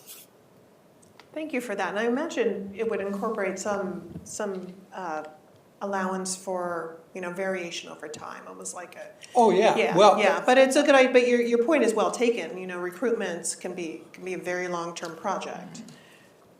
Yeah, wonderful, thank you. Do you have any others? That's a great one. Oh, yeah. Well, no. I think that we're gonna You want to do that one at a road time, time? yeah. All right, let's, I would okay, agree with that. Yeah, mine was for goal 3. okay, Was to figure out a system that's more equitable for families when it comes to IEPs. That's been a large passion of mine for a while. I noticed across school districts, when it comes to IEPs and families advocating for services, there's a lot of inequity that plays a role in that process, because I've been with families where if they can't afford an attorney, then they don't know what questions to ask. And then the moment they get an attorney, these services magically appear. And so how do we create a system or a practice that's affirming of families, where it's not just those who have the resources to be able to advocate for services, but instead are offered those resources? got it, thank you. Okay, so we're kind of in the middle of the table, which is you, Vice President Cook. So do you have one to offer for us?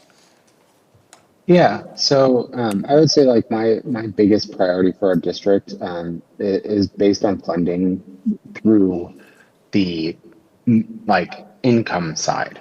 Over the past few years, we've had a high difficulty in passing levies and bonds, and it seems that for whatever reason we're within 2%, and so we're always right at that very edge. And when we passed it this last time, the percentage that we passed it by was again within that 1-2% range. And I would like to see us passing our levies at the 60 to 65 to 70% range, so that when we come up to the point where we are asking our community for bond money, where we're asking for them for hundreds of millions of dollars so that we can fix and replace and repair all of our buildings that need to have that done, that it is essentially a foregone conclusion that we've built that relationship with our community to such an extent that they know what we're going to do and they trust us to do it. I don't know how we get there, but I know that to me is really our biggest issue, because if we can't get that done, our schools are going to become worse, which then drives down the values of the homes, which then drives down the amount of money we can get, and people aren't interested in helping because they see that it's in disrepair in the first place. And it's just a negative feedback loop. And I just feel like we should be moving in a positive feedback loop in some way, somehow. Okay, thank you for that. What, if you were to pick a goal to put that under, because I'm not as familiar with your strategic goals as you are, could we identify one that might go under? I would say Maybe two? That's what I was, yeah. Expanding community collaboration, partner Okay. with design. All right, yeah, let's put it under 2. How does that sound, Vice President Cook? That sounds great. And I apologize. Like, I'm trying to look at stuff on phones. I should have just brought my laptop. It was just heavy and I didn't want to deal with it. But I apologize for that. I don't have access to a lot of stuff right now. No worries, no worries. Thank you so much. All right, Director Gregory, do you have one you can share with us? So mine is around consistency and how we're measuring student success and looking at things that may be antiquated that we've just relied on and doing. Testing for one could be one, how we're assessing students' engagement with them. For me, that comes across like it's inconsistent, like what Director Sung was saying. It's inconsistent, the IEPs, but it's also how we're testing, or I'll say it this way,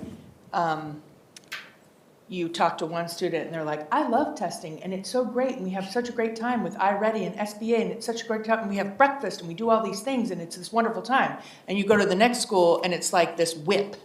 It's like, I hate testing and it's horrible and we waste time doing it. And it's an attitude, it's the attitude of parents and teachers. So it's by school that we're having this problem, I think, and it gives us inconsistent results. So how do we make that process better? Thank you. Which goal would you put that under? It's number one, it's for it's our support systems, our high quality instruction, because we're spending time teaching the test versus teaching skills.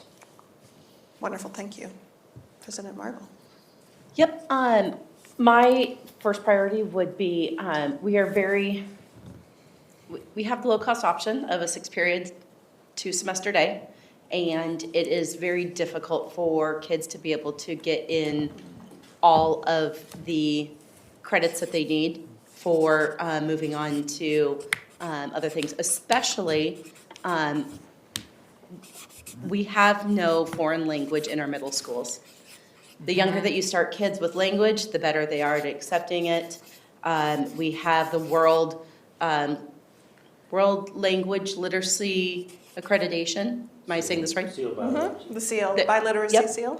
And it's something that is highly respected, and yet we don't start Spanish until, or any of our languages until our high school. I could go on, and I think all of us know the importance that we have of having language and start that second language acquisition. It's going to help if you go in the military. It's going to help if you go into job readiness. It's going to help if you go into any type of job, college, you name it. And if nothing else, it opens up really great neural pathways for being able to learn a lot of other things. So my priority would be, how do we look at rearranging the funding, not just spending more, but how we rearrange what we do to be able to offer high school credit of foreign language starting in the middle school. Which goal would you put that under? It's a 1. It's a 1, okay. Thank you. So, and thank you for that conclusion at the end, because after Mr. Perongo's presentation on budget and funding, I think it's behooves me to say that in a challenging funding environment, it is hard to add programs. It's hard to add cost. So what I'm going to do is I'm going to pause for a second, since we just did one of these rounds, and again, think about back to when we were talking about the macro level, because there's something about identifying a solution as opposed to talking about a root cause of a problem. So maybe if we focus more on the macro level, it might leave more space for flexibility and creative problem solving that would fit within the funding realities that school districts in Washington State have today. So, let's, and this is an experiment, I wasn't planning to do this, but I think I'm trying to weave things together. So in terms of predicting staff turnover, the macro issue is just ensuring, I'm gonna paraphrase, kick me if I'm wrong, ensuring a qualified, competent workforce into the future and planning for it. Okay, so. And can I comment that we're not the only one who has that problem? Boeing has that problem, Microsoft has that problem. Microsoft's turning 50. Half their staff are retirement age. Boeing machinists, they're retiring at higher rates. They can't work as long because the work it's hard on their bodies, and everybody's looking at succession planning. And we should have a plan for it, I agree.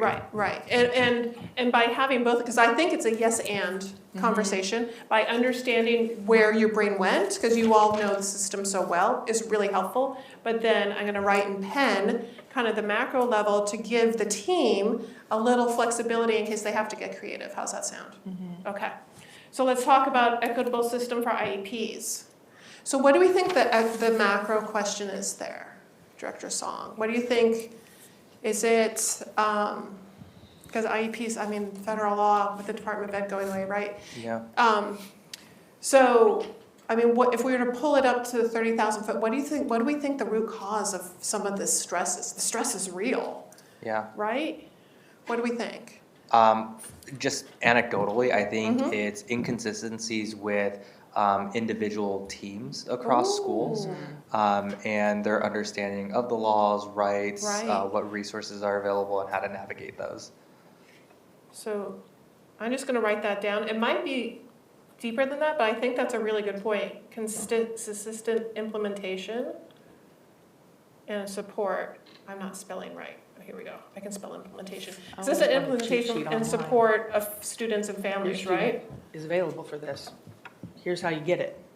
Yeah. Yeah, so maybe that's a training issue, right? Like maybe it's a reorganization of teams issue, right? Like it could be a lot of things, but I think that's getting a little more macro. Thank you for that. Director Song, would you, a friendly thought, would you consider language or the not speaking the English language as part of that inequities that exist?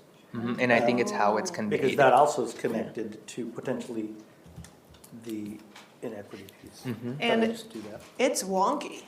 Like even if you were born and raised in this system, it's still hard to understand. Well, there's one thing, Yeah. the language, if you speak English and the Right. laws and bylaws is one. Right. Yeah.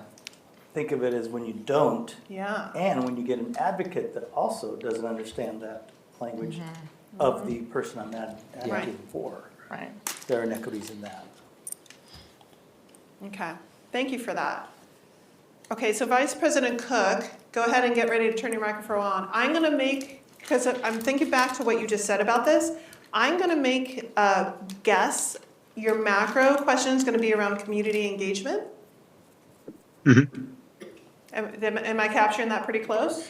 Yeah, that sounds good. I would say it's a community engagement, but also like a matter of like trying to figure out how we can do the things that we need to do to be able to pass this, and that may be in community engagement, or it may be other things that drive towards that. I'm not sure. But maybe it's more community partnership. Maybe it's a two-way relationship-based question. Again, thinking of what you were talking about. Engagement, sometimes people interpret that as a one-way, like we're telling them, as opposed to having an authentic relationship.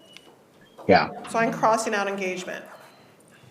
And the other thing I just wonder about is how do we as a board and as a district engage those that are not already part of our district, right? Like we've got a lot of elderly population in our district that have no kids in the district, have no grandkids in the district. They may be single, they may have never had kids, like any number of those different things. And we need to find a way to reach out to them and provide a value to them in some way that speaks to them, I hope. Yeah, that's a really good point. Thank you for that. Thank you. Okay, Director Gregory, let's think about this. Consistency in how we measure student success. That's actually getting kind of macro already, I have to be honest. So, but is there anything we might want to make sure we capture?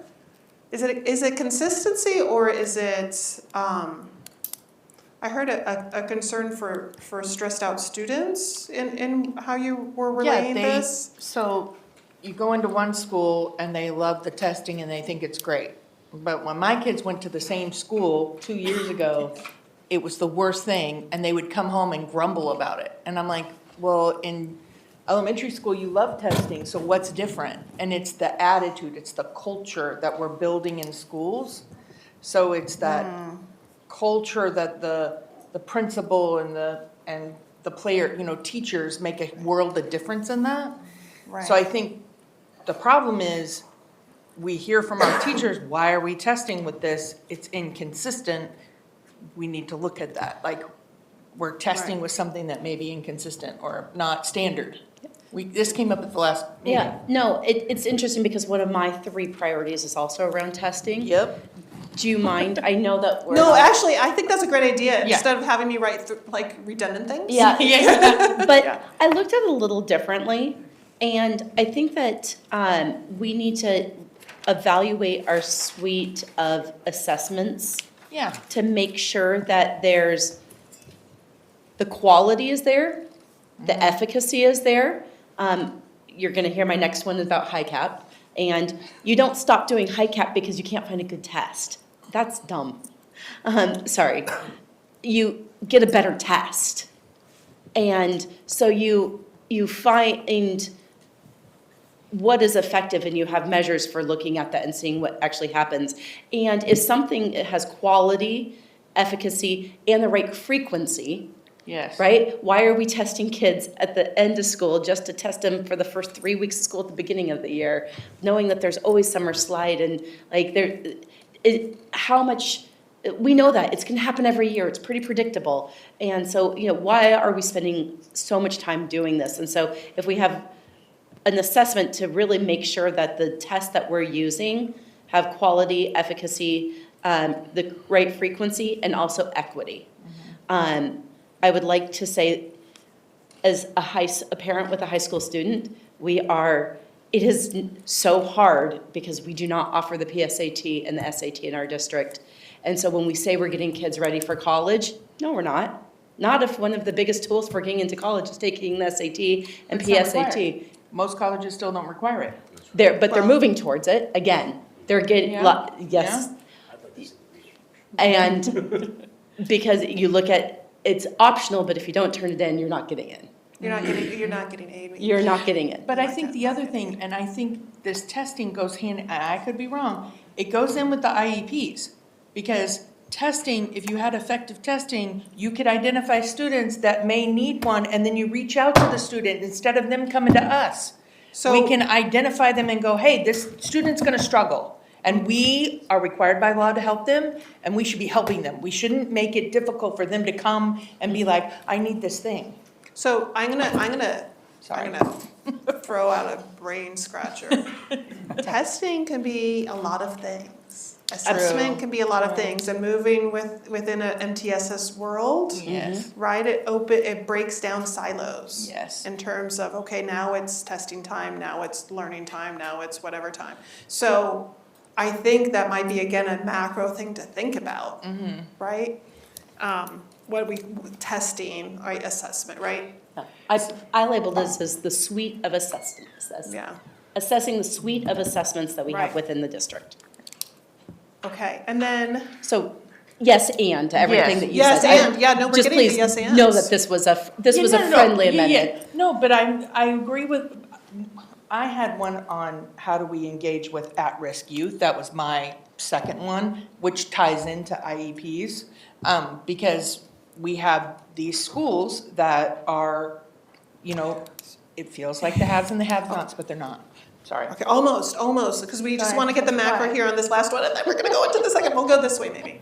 So this macro here in terms of offering world language at middle schools and structures of high school schedules, is this just about access to advanced coursework? Like, what do we think the macro is? I wouldn't say world language is advanced coursework. I Okay. personally think it's kind of a basic. Like, Okay. we all should have I wish I had a second language, and, thank goodness for the people that have. But I think it fits into a lot of different categories. It's getting our kids ready for their next steps. Okay, And it's also making sure that we have equitable access to that at the most appropriate time. And I think also it aligns with our mission, right, of raising global citizens. Absolutely. I mean, there's that piece, but then there's also the science behind it. Of it's more than just a course. There's a lot of neurobiology behind it, and the advancements and opportunities it presents our students for advancements like careers, jobs, colleges. And if, well, yeah. and even if it's within- very minimum, you get an understanding of the culture, because language is so much of the culture, that even if you leave with 30 years later, you have 10 words that you still remember, you probably still have a better understanding of the culture of which the language came into, which that in itself could be a benefit to our community. For sure, and that's why I'm trying to pull it out to the macro. That's a really great example of how, giving the team within the district the flexibility to try to problem solve. There's a lot of, especially within a challenging funding requirements and CBAs and all those things, trying to pull it up to the macro to see if there's some creativity that can be instilled Or in there, clubs. right? You could do a club, I mean, Right? I'm not trying to Letting solve the people- I problem. think in addition, it'd be But yeah, great. yeah. You could Well, do except like for a club, guess what, kids can stay there and get picked up after school, Yeah. Okay, especially when we don't have busing for them. so let's do the next round. Can I also advocate to revive Latin? Hey, I took Latin. It is the best, I told my kids it's the best class I ever took, Greek and Latin. Yeah, I Greek love and Latin. Latin. Wait, my mother took Latin in high school. She All took right, 4 years of folks. Latin and then passed every state board that she ever did for nursing. We need to revive And that all she language. does, Maybe goes, not within a "This is board the word." responsibility. So we're gonna start here and we'll go around the other way. So, give me your next budget Well, I think I priorities. already, Yeah, it's just round 3 or 4. This is- yeah, right? No, but that's okay. So if you wanna pass because it's in there. and we No, I don't incorporated- want to pass. I want every opportunity. So I would say in the realm of, we talk about MTSS, and as we're moving away from just behavior and really looking at academics, we need to meet the needs of our students. And, I know that this was talked about in the last meeting and was prepared for, and so I came prepared this time too. When we look at other districts in our area, they start self-contained, high-cap programs in Bellevue, Lake Washington, North Shore, all at second grade. We don't start it until third grade. If we want to say that our kids have the most appropriate classrooms for their needs. We need to have that for kids that are, when you were 2 grade levels above standard, there's a different educational need, and we need to be able to meet that at minimum in 2nd grade. And so I would say that we need to reevaluate how we test, and then do we have the right classroom for our high cap students? So which goal? Oh, it's a 1. It's a 1. Okay. So, yeah, obviously that's a complex question as well, but I think that, I was trying to think if we should put it within programming in general, but I think highly capable programming is in itself I would like it unique labeled enough. as MTSS. Okay, Yeah. that I would sounds agree. good. Yeah, and then could that draw in the people who go to private schools because they don't feel like their kids are being challenged or have Right. access? Absolutely. And So what's the cost benefit of that? you think about behavior, when a kid feels so alienated because they are 2 grade levels ahead of every other kid in their classroom, I mean, that just behavior and emotional and, I was waiting for Final Jeopardy. and, oh, I think you might be on mute, Director Cook. Yeah, sorry, I had No, to that's take it off okay. of my headphones, they were dying. Oh, no. Just what that can do to a kid's psyche Right, and their whole educational experience. all right, thank you for that. All right, Director Gregory, what's your next one? Mine is around funding for safety, and it's safety, and it goes to goal 3 of environments, but it's around like our buildings are safe, the water is safe. It's like all of those things that have been coming up that we're kind of off. I don't say we're kicking the can down the road. I don't think we've done that, but I really think like we should have a plan for that. We know that we have holes in that area, and we're not, it's like, oh, well, we'll do this or that, and we have the money, we just need to assign where it needs to go. Can I ask a question, since I Yes. don't know your processes as well as you do? Do you have kind of, within your capital facilities team, do you have folks who schedule that out and plan it Yep, by we building? do. Okay, Yeah.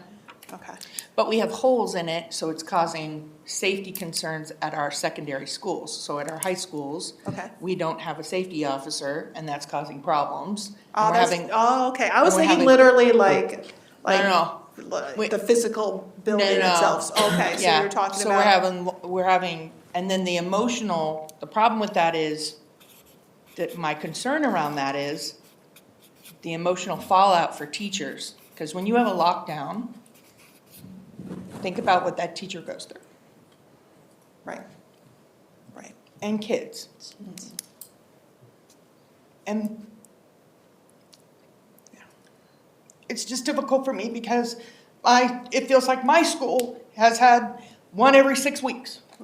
So they come home, and then you have this whole fallout, and then and then I worry about how are the teachers handling it. Because I have been in a lockdown situation, I have been in a first person shooter situation, I have been through that. And that stress just lingers with you, and if you don't deal with it. So how are we supporting our teachers after the fallout? That's where my safety comes from. It's not just the physical safety, it's also the emotional from that fallout. And I don't think I could be wrong, but I don't think I see that other side of it. And that's my concern, is that emotional fallout that we need to support people with. Thank you for that. Thank you for that.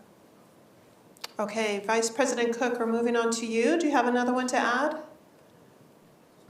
Yeah, I think one of the things that I think should be a priority in some way is like really actively trying to seek both seek student voice and then use that student voice to then make our priorities of what we're going to do. Because I feel like we've had, at least 4, 5, 6 different times where students are bringing similar issues, and I know that we have set up a meeting to discuss the bathroom issue, and that is absolutely appropriate.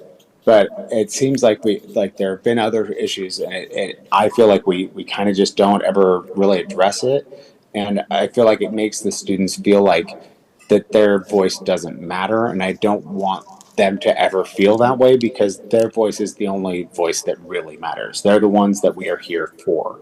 And so I don't know how we do that if we change the way that we interact with them and doing outreach and that sort of thing. But I think that's something we need to try to focus on in some way. Okay. Would you put that in goal 3? Honestly, I will have to leave it up to you all to figure out which goal it is, because I I'm just starting can't to learn have your it in my goals. hands I right would say now. it's 2. It's So 2. I'll leave that to Okay. you. Student, Oh, family, okay. That makes community sense. partnership. That makes sense. Okay. Thank you. And it specifically says student voice as one of our commitments. Oh, there you go. There you go. And I put just a question around systematized. It sounds like you are getting feedback, but then perhaps the responsivity to that, is that an actual word? Not an Not English major. necessarily, is it effective response? Yeah. That's the Right? question. Yeah. Thank you. All right, Director Song. Mine's also for goal 2, the family and communities.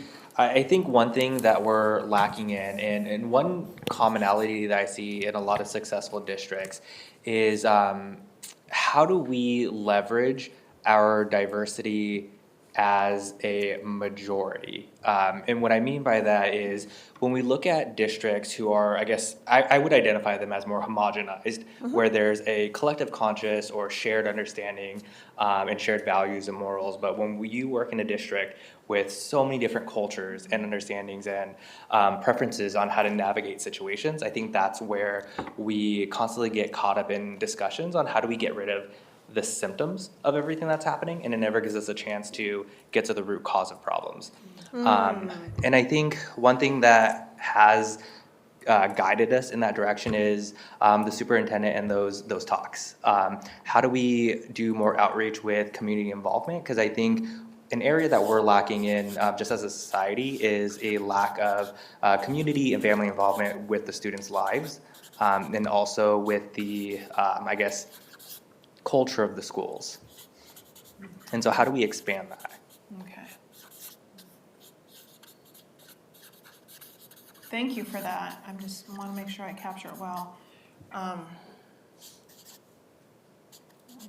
going to say involve and support students. Okay. I'm going to have to support Naomi trying to read my handwriting here. But, all right. Thank you for that. And y'all are getting a little more macro, have you noticed? Yeah. Okay. All right. Director Clark, what you have? I would invite Nintex to visit us. So can you help me understand what that is? Okay, so Nintex is an Australian firm. Okay. All right. And they deal with large bureaucracies. And their goal is to simplify systems. Okay. Now, those of us that have to deal with the federal government find that the paperwork somehow grows. And my wife, as a school psychologist, when she would go through a year-end report and it looked like there was another barrier and they would have to test for that and then decide what was the best methodology of dealing with that.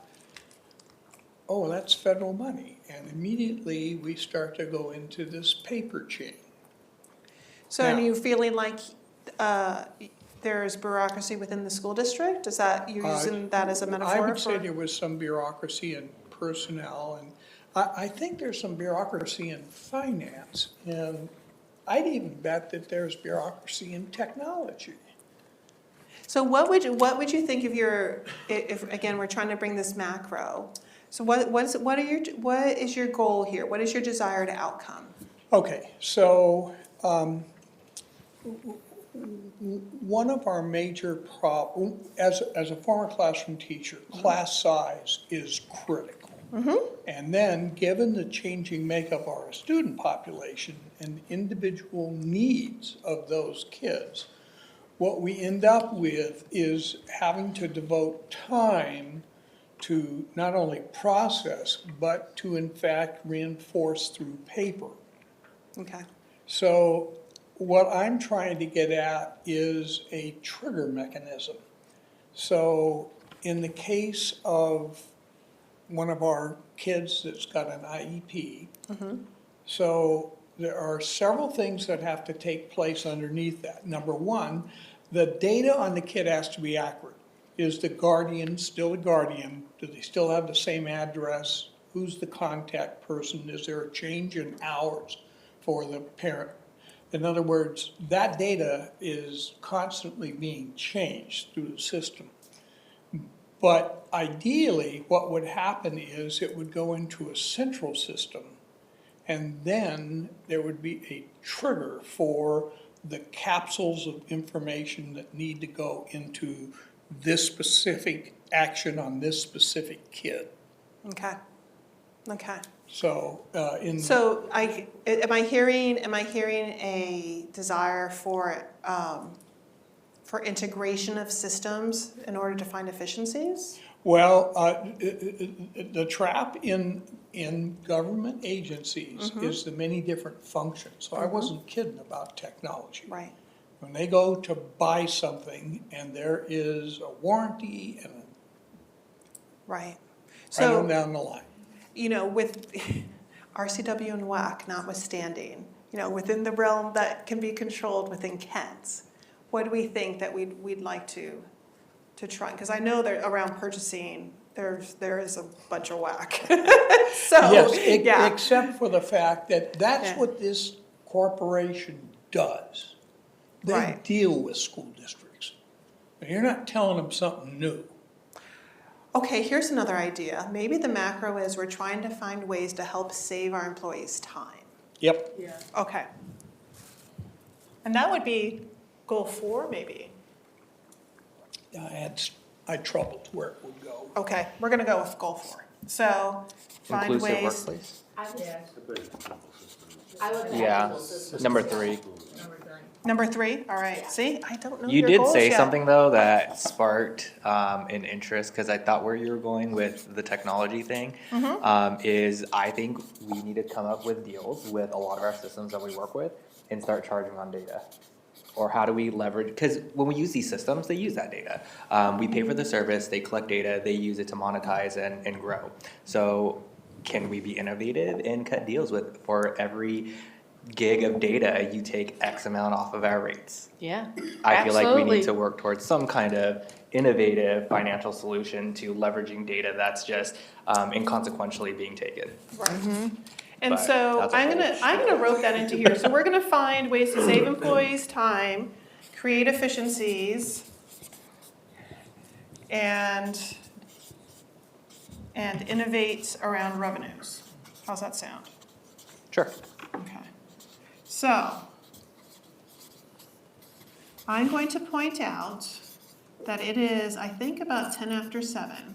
15. 15, see that? So what I'm gonna challenge us to do is this time, we're gonna do a bit of a popcorn round. And we're not just doing this for time. I mean, obviously, within a constrained system, trade-offs have to happen anyways. So this is important work, and yet trade-offs will have to happen.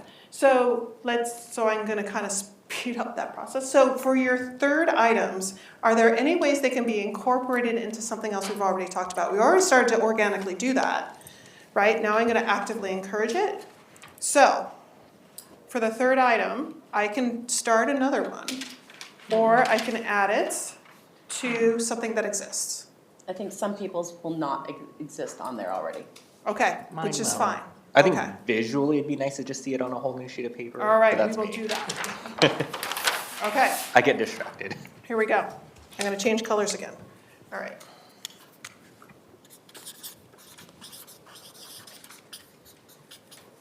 All right, Director Song, we're starting with you. What do you have? Oh, what else did I have? You might not have anything, that's okay. No, I think mine overlapped with most of the stuff. Yeah. All right. All right, Vice President Cook, do you have anything else to add? I don't think that I have anything else to add. The stuff that we've all discussed, like all of them, I think are really important. I'm glad that we're discussing them. Thank you. Thank you. All right, Director Gregory. I have an expansion. So we talked about succession planning for the teachers, and I did it for all, like all the staff. Okay. It's an extension of what you said. So if the macro was, just to read it back to you, planning for competent workforce and educators into the future, would that incorporate administration as well? I think we just add the word and administration. Okay. Yeah, all staff. All staff. All staff. All staff, we're gonna do that. Okay, thank you.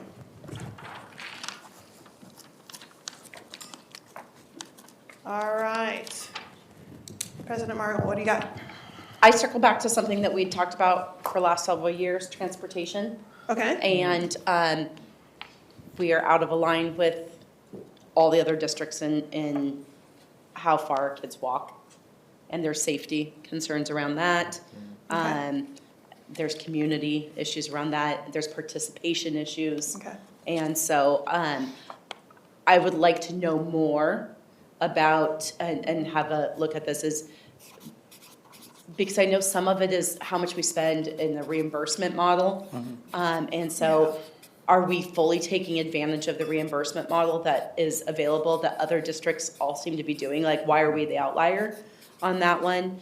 And just how much more would we really be looking at if we did have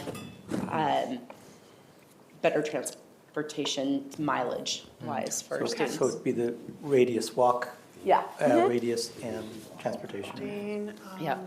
I know we had talked about it, but it didn't feel like Parameters. it moved. Yeah, I'm gonna put that down as transportation parameters, maybe, you know, kind of like how it's Sure. been implemented. And I put it just down as a learn more about, with the idea of seeking improvements. I would really love to say move the needle. Because yeah. no kid should walk from Kent Ridge to Lake Youngs Elementary. Yeah, no, That is the yeah, boundary. no, I know. And I like what you said earlier, and I want to make sure we captured it, is I've made that how we- walk. How we do get funding for transportation. Yes. Right, Because that's what the right. purpose of this activity Yeah. is. All right, I was gonna guess a goal number, I'm not gonna guess. 3. It's 3. Yeah. Thank you, all right, I have 3. all right. Oh. Director Clark, nothing else? All right, excellent. So, how are y'all feeling with this? Hopeful? Yeah. Now, I think, so Superintendent Villa, like, I think, you know, some study and I think, Absolutely. you know, finding threads and commonalities again to see what staff can do, and then we'll get some information and then bringing back some ideas, I Yeah. think. And Yeah. again, trade-offs would not be surprising. Absolutely, I think, go ahead and then I'll Can, finish. can I ask what I would be looking for on this one before?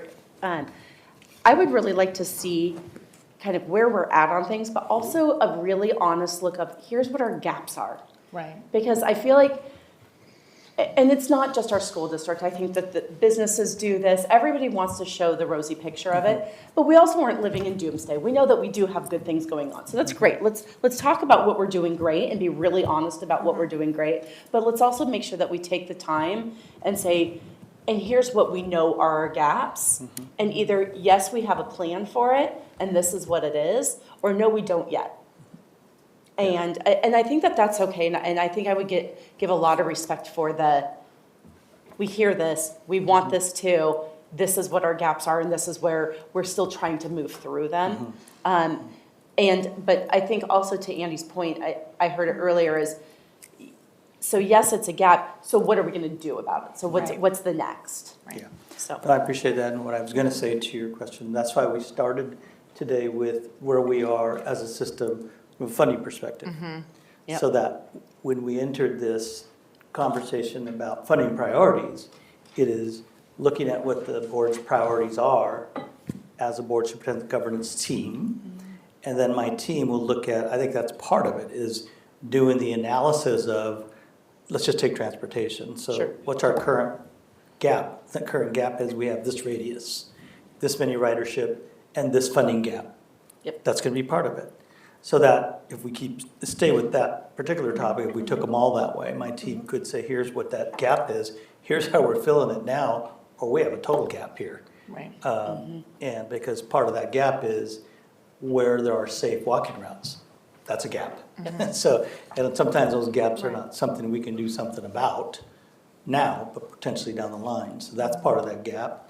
And then also, once we come back with, here's what it is, if we can work together in saying, all right, here's where we are, how are we going to approach that, given what we had today with that forecast? And so what I'm hoping, because I'm hopeful, is that something will happen at our state level so that forecast you saw is able to allow us to do some things and prioritize the priorities that the board has for funding. Yeah. Does that help? No, because I think, again, I think it's helpful to keep in mind that dealing in the reality of having to make successive annual cuts does impact the conversation, right? And so it's great if you can do both, if you can find efficiencies and it helps, right? But it's something that you're gonna have to work through together. Yeah, and I think for me, my anticipation is more so also working in the realm of reality. Yeah. And I don't expect these things to be fixed within a year or two. I think what I would be looking out more for is, are we narrowing that gap? Right. Yeah. And then That's are we fair. seeing that the right steps are being taken to actually work towards that direction? You know, and I do hear commonalities in here in terms of supporting families and students with challenging areas around their students' education, right? Whether it be highly capable services, the complex world of an IEP and getting, services, getting ready to have, finding a way to get world language. There is an umbrella there that isn't necessarily something that you put money at. It can be people coming together to work on the service of the community. And I'm gonna make a connection to conversational learning based on what it just sparked when you said that. We're talking about measuring progress.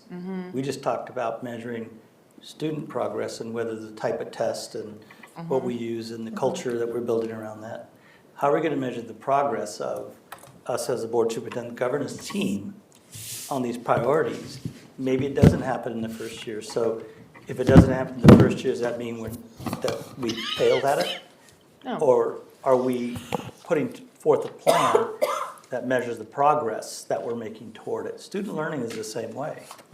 If we just use, you didn't make it this year, which is used quite a bit, think of the impact that has on children. Well, for systems, we need to make sure we're measuring progress in a variety of ways and that we're trying to meet the needs of our kids in the midst of that. Right, and to that assessment question as well, I find that the assessment question overlaps quite a bit with finding efficiencies. Absolutely. And so, there's a lot of threads that can come together on this, I'm pretty confident. So it is 7:23. I'm gonna do let me know what you think of this. I'm gonna do a little facilitator prerogative. We don't have time to do both group agreements to keep the board protocol conversation going and to talk about superintendent evaluation. So I realize that not everyone might have the same opinion on this. I don't know which one is more time sensitive for you all. That's because that's the lens I would use, that if there's a little bit more time for superintendent evaluation, that's something I could come back and help with, because that was more informational. If working on group agreements is something, since that's been an effort over the last couple months, and that would be the higher priority, since that's been a conversation, but I know May's coming. I feel the superintendent evaluation, what we're talking about for what we're looking to get out of this is, it's really just the process and preparation. I feel like it could be like a 2-minute conversation. That sounds great. Okay. And that's really helpful. No, because I just have information here about, best practices, things to keep in mind, and make sure the process includes some parameters. But again, you all have a lot there. Yeah. So why don't we do that real quick? Okay. Okay. And I would love to hear your information, if you would like to start with that. No, actually, I want to do it the other You way want to around and flip-flop? see what Okay. you all need. Yeah. The big thing is in your packets, everybody received information. Yep. And so I just wanted to point that out because we have a 3-hour session, I believe. Naomi, is it 3-hour session? May 7th? Yeah. No. For superintendent evaluation. evaluation. May No, it's 3 hours on May 7th, so there's a work session 5 to 6, and then 6 to 9 is the executive session from start to finish for that purpose. Yep. So that 3 hours will be where we will start and end the superintendent evaluation. And a couple different things on this. Take the time to really look through this. We will have somebody available for us to ask questions throughout, just like we've always had in the past. There's been a couple things I've asked for just a little bit more, give us a little bit more detail to help jog some memory of some of the things that we're doing and the thing in the different categories. But what would be nice is if everybody could go through this, and then for each of the different goal 1, goal 2, goal 3, goal 4, come with your initial rating, 1, 2, 3, or 4, and it says right there, unsatisfactory, basic, proficient, or distinguished. And so we can, and your reasoning behind that, what led you to that? What evidence did you see demonstrated throughout the last year? And if there's another piece of information you still need specifically, it gives enough time between now and then to email out to the superintendent so he can get it to his team if there's something that's really needed on that one. So that's what we're just looking for on May 7th, to come with this digested, ready to go. We'll start talking on goal number 1 with what's your rating, and have that conversation. Yes. So I'm new. I rate it from when I started to now, obviously. If I don't have a rating, is that okay? Like, I don't, like, We some of actually these throw things. you out of the room Okay. and don't, no, totally joking. Okay. No, I think that as, I mean, Teresa, you've been in, HR. you've been a manager and worked with people, and sometimes their performance for the year, you might not have been their supervisor for that entire year. Right. But what you can do is you can look at the evidentiary information that goes into what that rating is, and that doesn't change, right? And so a lot of this is, if there's questions on what does that mean, because I'm new, great. Let's ask those questions ahead of time. People are more than willing to go through all of that and what that looks like. If there's something more that you need, if you need something, let's get that time so when we can come together on the 7th, we can have those 3 hours and really be able to get that completed in those 3 Yeah, hours. the goal was to really share with the board, because we have new people, process and preparation. Right. So what am I thinking about? I share in my weeklies, I share, you've heard in the quarterly meetings where we Yes. go with program, in alignment with the strategic plan. Right. And so you're gonna get more of that from me, but you have had things already Yes. that you can refer to. Yep. There is, I believe, a folder that will come out to us Yes. that we've seen in the past, that all of us, sorry, I'm looking, because you send us folders for the, it's very similar to policy, where we'll get our policy folder. We'll have a folder that will have all of the information, Yes. iReady data, different markers that will help Right. us get to where the evaluation goes, yeah. And if you have questions about process, I'm happy to talk about that too. And then Amy, you wanted to add some pieces? No, I don't necessarily have to, unless people have questions, and I'm happy to fill in holes, but otherwise, you might be good. Okay, excellent. So, should we talk about group agreements? Sure. All right, so again, this is something I picked up on, and it's something that I do with board and superintendent teams a lot, because it's really important. And for all the reasons actually that have been captured here today. So doing work within the confines of the OPMA means finding ways to collaborate, and that doesn't mean, consensus is different from total alignment. Like, finding ways of working together doesn't mean that everyone has the same answer. In fact, I think if that was the case, if that's what it was about, we wouldn't have teams of people across the country who run their school districts, right? The complex work of supporting that stadium full of students means different perspectives are necessary. It's just too complex. But how do you work through that within all the confines of this confusing system that has all these pressures coming at you? So we're gonna do a really simple exercise. Everyone has a pad of paper. Okay, so we're gonna just do this really simple. We have 30 minutes, 25 before we want some next step conversations. So this is gonna be really top level, and think of it as building and then integrating with your board protocol. So the first step one is, I want you to think about, you all are very active within the city of Kent, within businesses you work in, with other nonprofits and civic organizations. Think about teams that didn't work well. Okay? So what I want you to do is think about that, where the team, it was really challenging to participate in, they didn't meet their mission, and then and their output actually, instead of added value to the organization, maybe it caused confusion. I want you to I have a little tiny 3-minute timer. Take 3 minutes, I want you to write down what were characteristics did those teams have. Okay, does that make sense, what I'm asking? So I'm gonna start my 3-minute timer, and then we're just gonna popcorn the answers out. Here we go.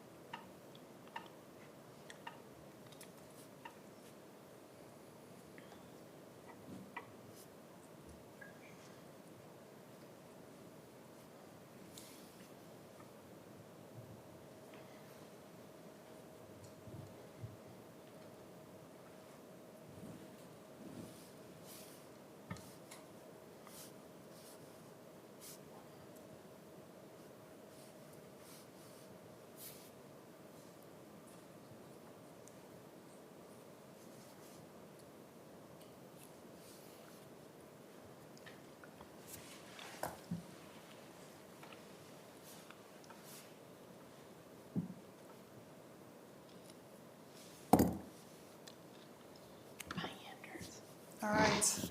Vice President Cook, do you need any more time? I don't think we needed 3 minutes for this. So, are you all set? Oh, sorry. Yes, I'm all set. Great, thank you. Well, since you have your microphone on, why don't we start with you? So Sounds good. So we're gonna do a little additive exercise. So I'm gonna have Vice President Cook start, and then as we go around, we're probably gonna have +1s from people. There tend to be commonalities in these. So why don't you kick us off, Vice President Cook? What have you noticed about teams that don't seem to meet their mission? Okay, so I've had a few of them. The main one that I had was back in the military, and we had some management that set the schedule and stuff for all of our employees, but they didn't follow the same schedule, and they set it in a way that made it so that we were switching shifts every 2 weeks for 6 months.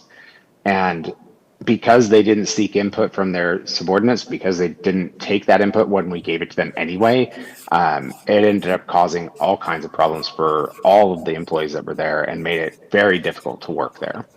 Okay, so am I correct in summarizing that? So not seeking input on important decisions? Yes. I mean, because obviously you can't seek input on everything, but I think I hear you say important decisions. Yes. Okay, excellent. Do you have another one? The other one that I had was a point where the environment where I was working, the manager at the time was basically ran his team where anytime we would call him, his answer was always, "I trust your judgment." And it made it really difficult to be able to make progress in what you were working on, because his response then made you have to say, okay, well, I guess I'm just going to figure it out on my own and I'll make the decision. But then that puts all of the onus on you. And so I feel like that in that one, it was more of an abdicating of his role as a manager. And that's where it made it really difficult. So let's think about this. Since the board relationship is one of colleagues, can you think about how that might work if you are talking about your peers? I just want to make sure I'm capturing it correctly. So if there was a situation where you asked for, similar situation, asked for input from a peer and then didn't get it, how would you characterize that? Yeah, I mean, like there were times like in my work as a project manager, I had to work with a lot of different work groups. So it was, they were peers of mine. They didn't do my job, but they were peers of mine in the sense that they were at the same level as me. We were just discussing how we get this project done. And there were times when I would ask them about something, and all I was asking was an update or trying to get information, and they would stall, and it ended up, escalating to a point where it went to, their manager, and then their manager did the same thing, and so it went to their manager, and it ended up having to go to a VP at some point, which was ridiculous. But it also made it so that the stakeholder, the customer that we had, they got furious because they're waiting on that information, and so it made it very tense between all of the groups, because then they didn't want to work with me because they were upset that I was having to escalate, but the escalation was due to what they were doing. And so it was like, managers then get bickering between each other, but all of that takes time. And so that whole process, like having something like that, when you have a difficult relationship between people, I feel like it ends up, extending timelines and also cost. How about this? Would a good way to capture that would be different understandings of levels of urgency? Yes, absolutely. All right.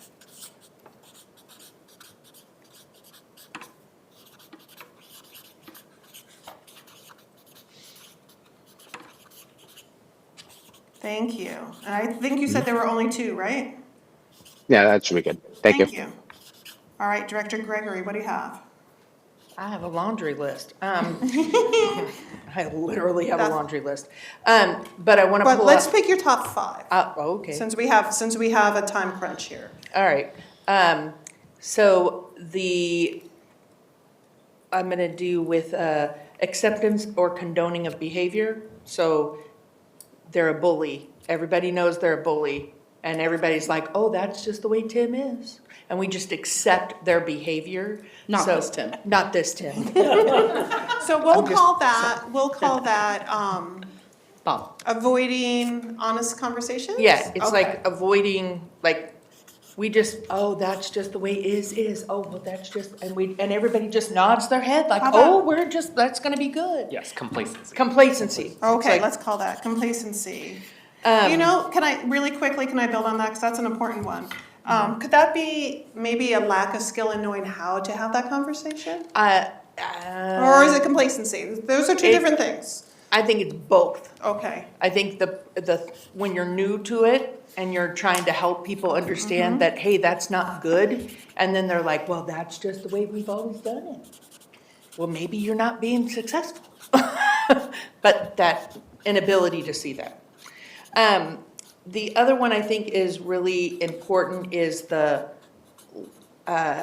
inability to see other perspectives. You're so wrapped up in, it has to be, we must increase the budget by 5%. We must increase it by, and we're looking towards a target we're like, we all want that, but we're not gonna get there. So like, what's your, like, negotiation, but it's that hyper focus on one thing and won't seeing other perspectives. And so it causes, the rest of us are like, what are you doing? And then the other one I think is, I call it I call it agenda bullying. We're gonna talk about this thing, it's all set, we're all gonna do this, we've all come prepared to do that, and then we circumvent that agenda because something's come up and we wanna talk about something else. So I call it agenda bullying. You come in and you Right. like manipulate it so you can talk about this thing, which everybody thought was gone or is important to only one person. How about dominating conversations? Yeah, you could do that. I'm gonna put agenda bullying down too then. Yeah. Okay, Okay, I'll lead the rest of them.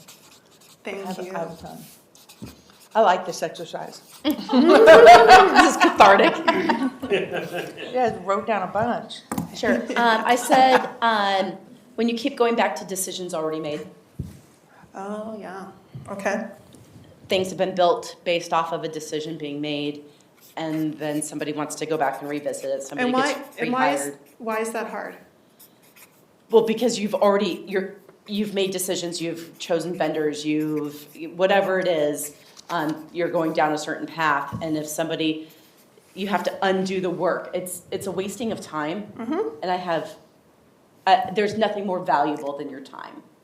And so it's also, it just stops dead in the tracks of any progress forward towards the objective. Okay, Yeah. super helpful, thank you. Making it personal and not work focused. Yeah, go into what you mean about that.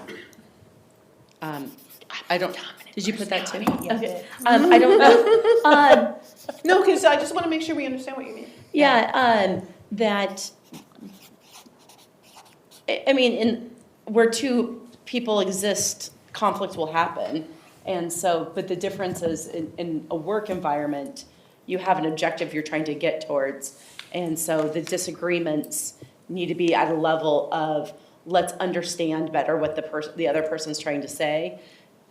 And once that understanding is, then you still have to make a decision. Right. But it's not about the person, it's about the work that you're trying to get done. Right. So, to quote a Ted Lassoism, which is a Walt Whitmanism, use curiosity, not judgment. Yes. Love it. Yeah, Okay. love it. So that's the positive, though. I Yep. gotta save that for the positive. Okay. I went back to disrespectful time and process. Okay.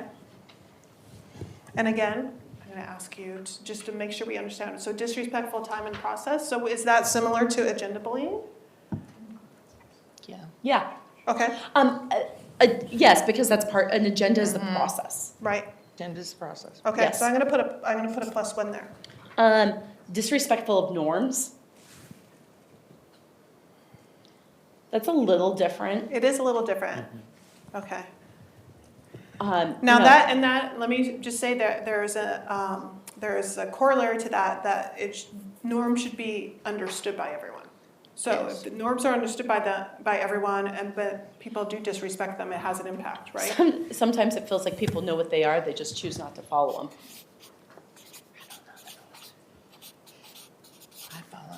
But I just want, it's just helpful to have the assumptions Andy baked in keeps there. saying, Yeah, back, that's perfect. yeah. And then, I think this is agenda bullying. Speak to have your voice heard and not towards the objective. Okay, yeah, that might be, I call it grandstanding. and that might be not seeing other perspective too, but it is a corollary. It's a corollary. Okay, anything else? Those were my 5. Awesome, thank you. All right, Director Clark. Well, Anything to add? there's too many bleed overs here. One I had was bickering leads to failure to identify with the group. I like just saying. Yeah, I like that. I think that's really important, like I also understand that we're a group. I the think conflict that becomes a group thing is- in and of itself, Yep. right? That kind of gets in the way of the That's work. going to be doing something. I'm gonna capture how you worded that. Bickering gets in the way of the identity of the group, did you say? Yeah. Yeah, okay. You begin to disconnect. And Right, I'm not entering this conversation, and by the way, why am I here? yeah. Yeah, these are very related, but that's an important point. Thank you for that. What else might you have? It's a morale thing. You can't correct the unworkable. the confusion and the not accepting of basic facts leads to I call this confusing the person with the problem. right, Yeah. And it's human nature, right? When we're very invested in something, whether it be work or here, and something isn't going well, you can confuse the person talking about it with the actual problem. Okay. Do you have anything else? now they're all bleed overs. Okay. All right, Director Song, what do you have? The first one I have is established decision, when people come to the table with a mind already made up. And so usually in those situations, Yeah. it's like if you ask the person, is there anything that I can say that would make you think otherwise? And it's clearly a no. Okay. I also put inflexibility if we need to shorten it. But yeah, established decision. Well, because there are, I did say, boards are built to bring in different perspectives, but there are some things that it's really important for a board to get that consensus on, right? Okay.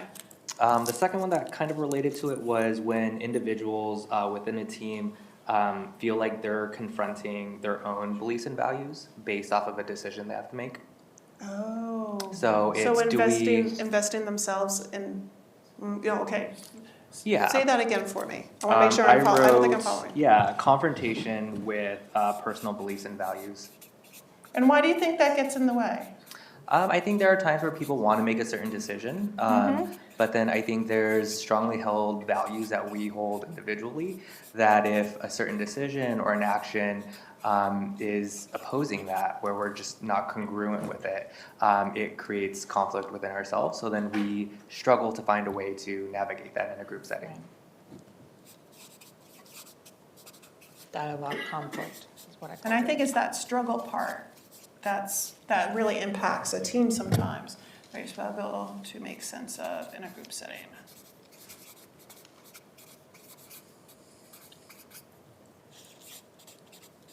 Because unfortunately, this job does not come with a magic wand.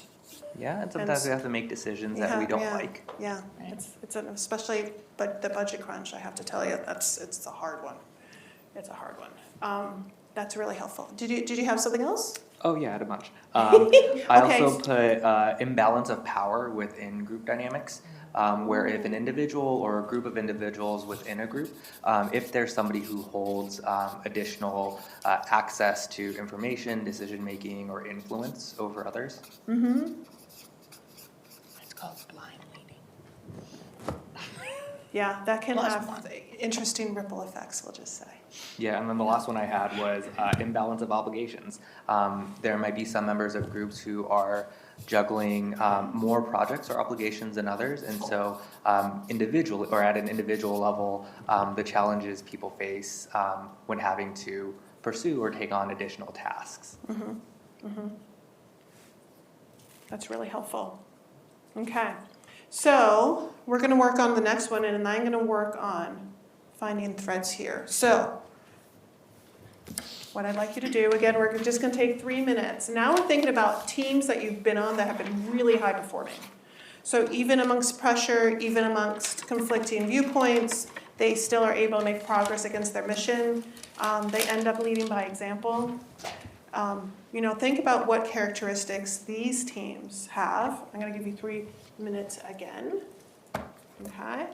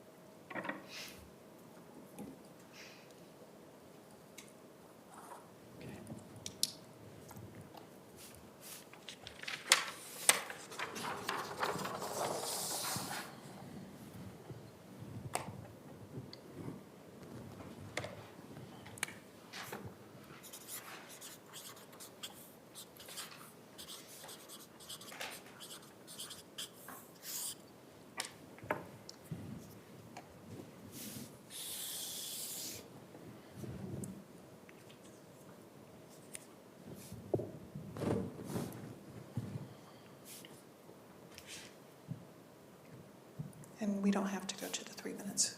Let me know when you're done. I'll stop there, sorry. I know, I'm gonna cap you at 5 again. Would you like to go first, Director Gregory?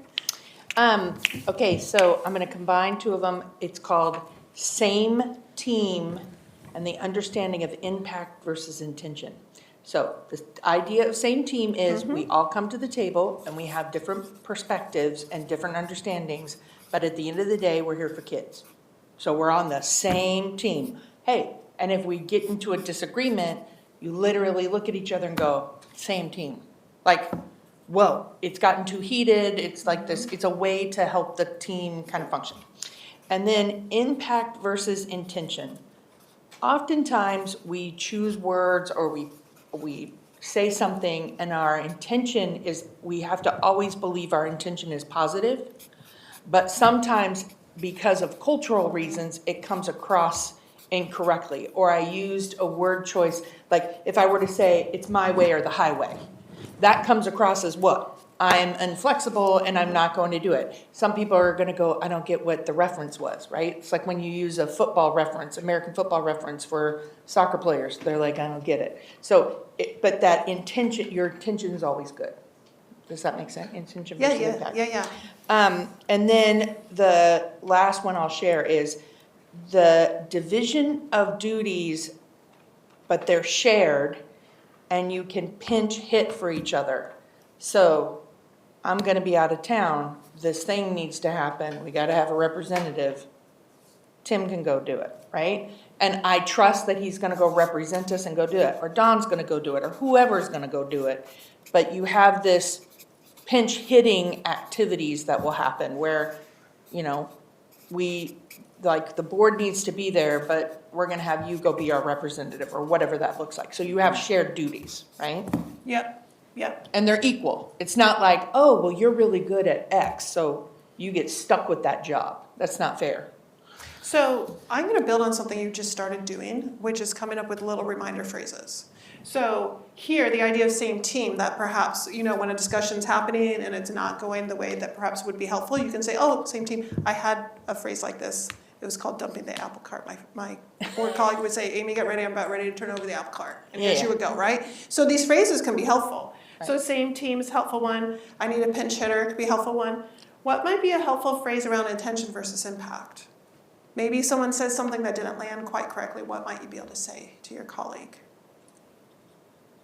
Maybe, this is what I heard. Is that what you meant? Right. Right? Did you mean that? Yeah. Or what did you mean? Yeah, what did you, yeah, can you, because sometimes, I mean, it's hard being on the dais. Sometimes Right. things come out that you don't need to come out, you can't take them back because you're on live stream. Right. It can, I mean, it happens to all of us. Or you can also redirect and clarify. Yes, yes, yes. Okay. Did you really mean to say that? Right? But you can say, can you give me more clarity? Yeah, exactly. Give each other a little grace over Yes. it, right? Just in case, and let it be known in the moment Yes. so it doesn't fester. Right. Because maybe it can be cleared up. Okay, thank you. Okay, let's go.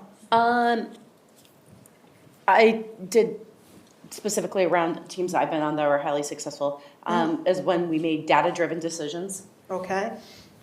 And that kept. Okay. And do you think that some of the avoidance thing around previous held beliefs and things like that, that's a counterbalance to some of this? I do. Okay. I make an assumption, I didn't want to make sure I want to make sure I wasn't making the wrong assumption. And keeping the most important thing the most important thing. Focused on the mission, right? Yep. Yeah. Very difficult and complex systems. I said trust. You know, there's a process to build trust. Stephen Covey. So, but having trust, showing trust, probably, I feel like we need a verb with that now. Having trust, showing trust, building trust. What do you think? I would go back to the team trusted everybody individually trusted every single other person on that team. Showing trust. Sure. That's what I hear. Okay. Showing trust. Okay, cool.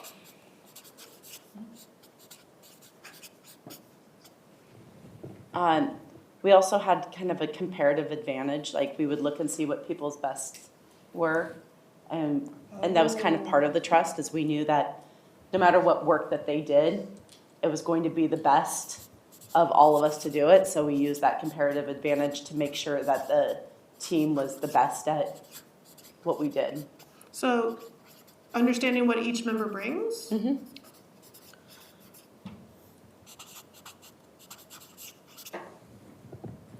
And then we were just incredibly respectful of people's time and process.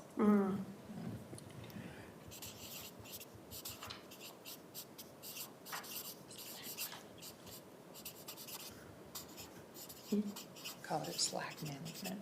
I think that word respect comes through quite a bit. Respectful of time, process, point of view. I think that respect word probably shows up quite a bit. Thank you. Support the norms. Oh, and how does one support norms?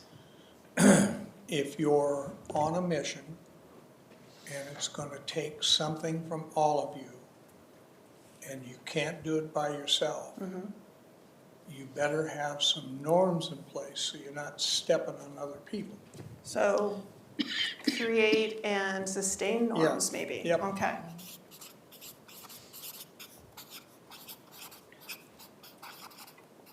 What else? We're gonna go over, by the way. I'm sorry, I don't folks. know if this fits, but if people are gonna value what you say, show some sense of reflection. Oh, yeah. Oh, interesting. So, show a sense of reflection. I like that. Can you just explain it a little bit deeper? We have a tendency to oversimplify, Okay. and we create generalities that would be true in some circumstances, but not in others. Right.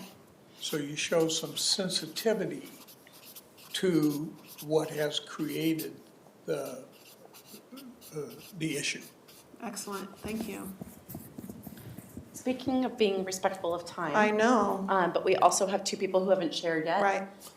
Can we agree and I don't know if Tim, if you've completed I'm yours. done. Okay, can we at least agree to have the other two people share? And then we'll wrap up. And then we'll wrap up. I'll make a summary and send it back over for you to see. Are we all Sure. good with this? Okay, Yeah, good. all right, thank you. So we'll do Director Sonnet, and then we'll wrap up with Vice President Cook. Okay, my first one I put being comfortable with the uncomfortable. I think there's gonna be times where we're gonna face confrontation and challenges and being able to work through those. And that might go back to intention versus impact too, right? Sure. Okay.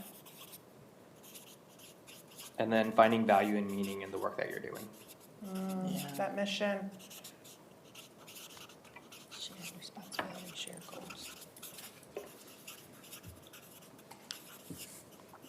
Okay. Anything else? Yeah, but for time, we could just move on. Okay, thank you. All right, Vice President Cook. All right. I have 3 items. Okay. The first one is that everyone is supportive of all viewpoints.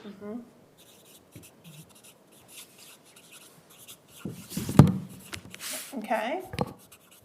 And that people answer questions when asked, even if they feel that the question has been asked and answered.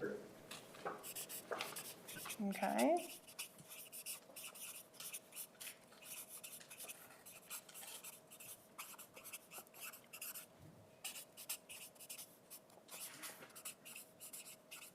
Okay. And last, I would say that in my experience, effective leaders tend to support their team against everything they can and try to treat everyone that they work with equally.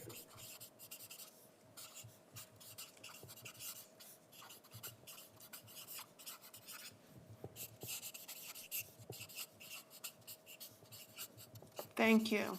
So as we're out of time, what I would just suggest, when I get this to you, kind of like how I was trying to do here, ideally we would go through and see what this looks like, talk about what this looks like in action, and to also coach each other to coach each other, right? Because again, no one knows what it's like to be a board member except another board member. And so being able to be in the moment and being able to maybe have a couple of phrases that help ground you, pull you back to that mission that's so important, can really be helpful when you're under pressure. Okay, so Superintendent Vela, President Margell, like anything else we want to do before we wrap up? No, just thank you for your time tonight. We had an ambitious agenda, and we did a fairly good job of getting through it as much as that we possibly could. But there's still some really important things to continue to look at. I think that there's some policy items on there that I would encourage everybody to look at again and look at. Please be ready for the superintendent evaluation on the 7th. And please reach out, if I may, to Superintendent Vela for any additional data that you feel like you need to be able to understand one of the goals or be able to effectively understand the information that was given in there. Thank you. It was wonderful. Thank you very much, Naomi, for getting this all planned and put together. Amy, we always Thank you, enjoy Amy. your facilitation. You guys are awesome. These are big ideas, and honestly, our board has struggled. So I appreciate this time for us together. Maybe we can be 1% better than we were yesterday. And please know, you're not alone in thinking that you are a board who struggles. Every board is struggling right now. These are tough times. So I would offer to extend yourself some grace as well as your team some grace as we learn how to, do it 1% better. I love that.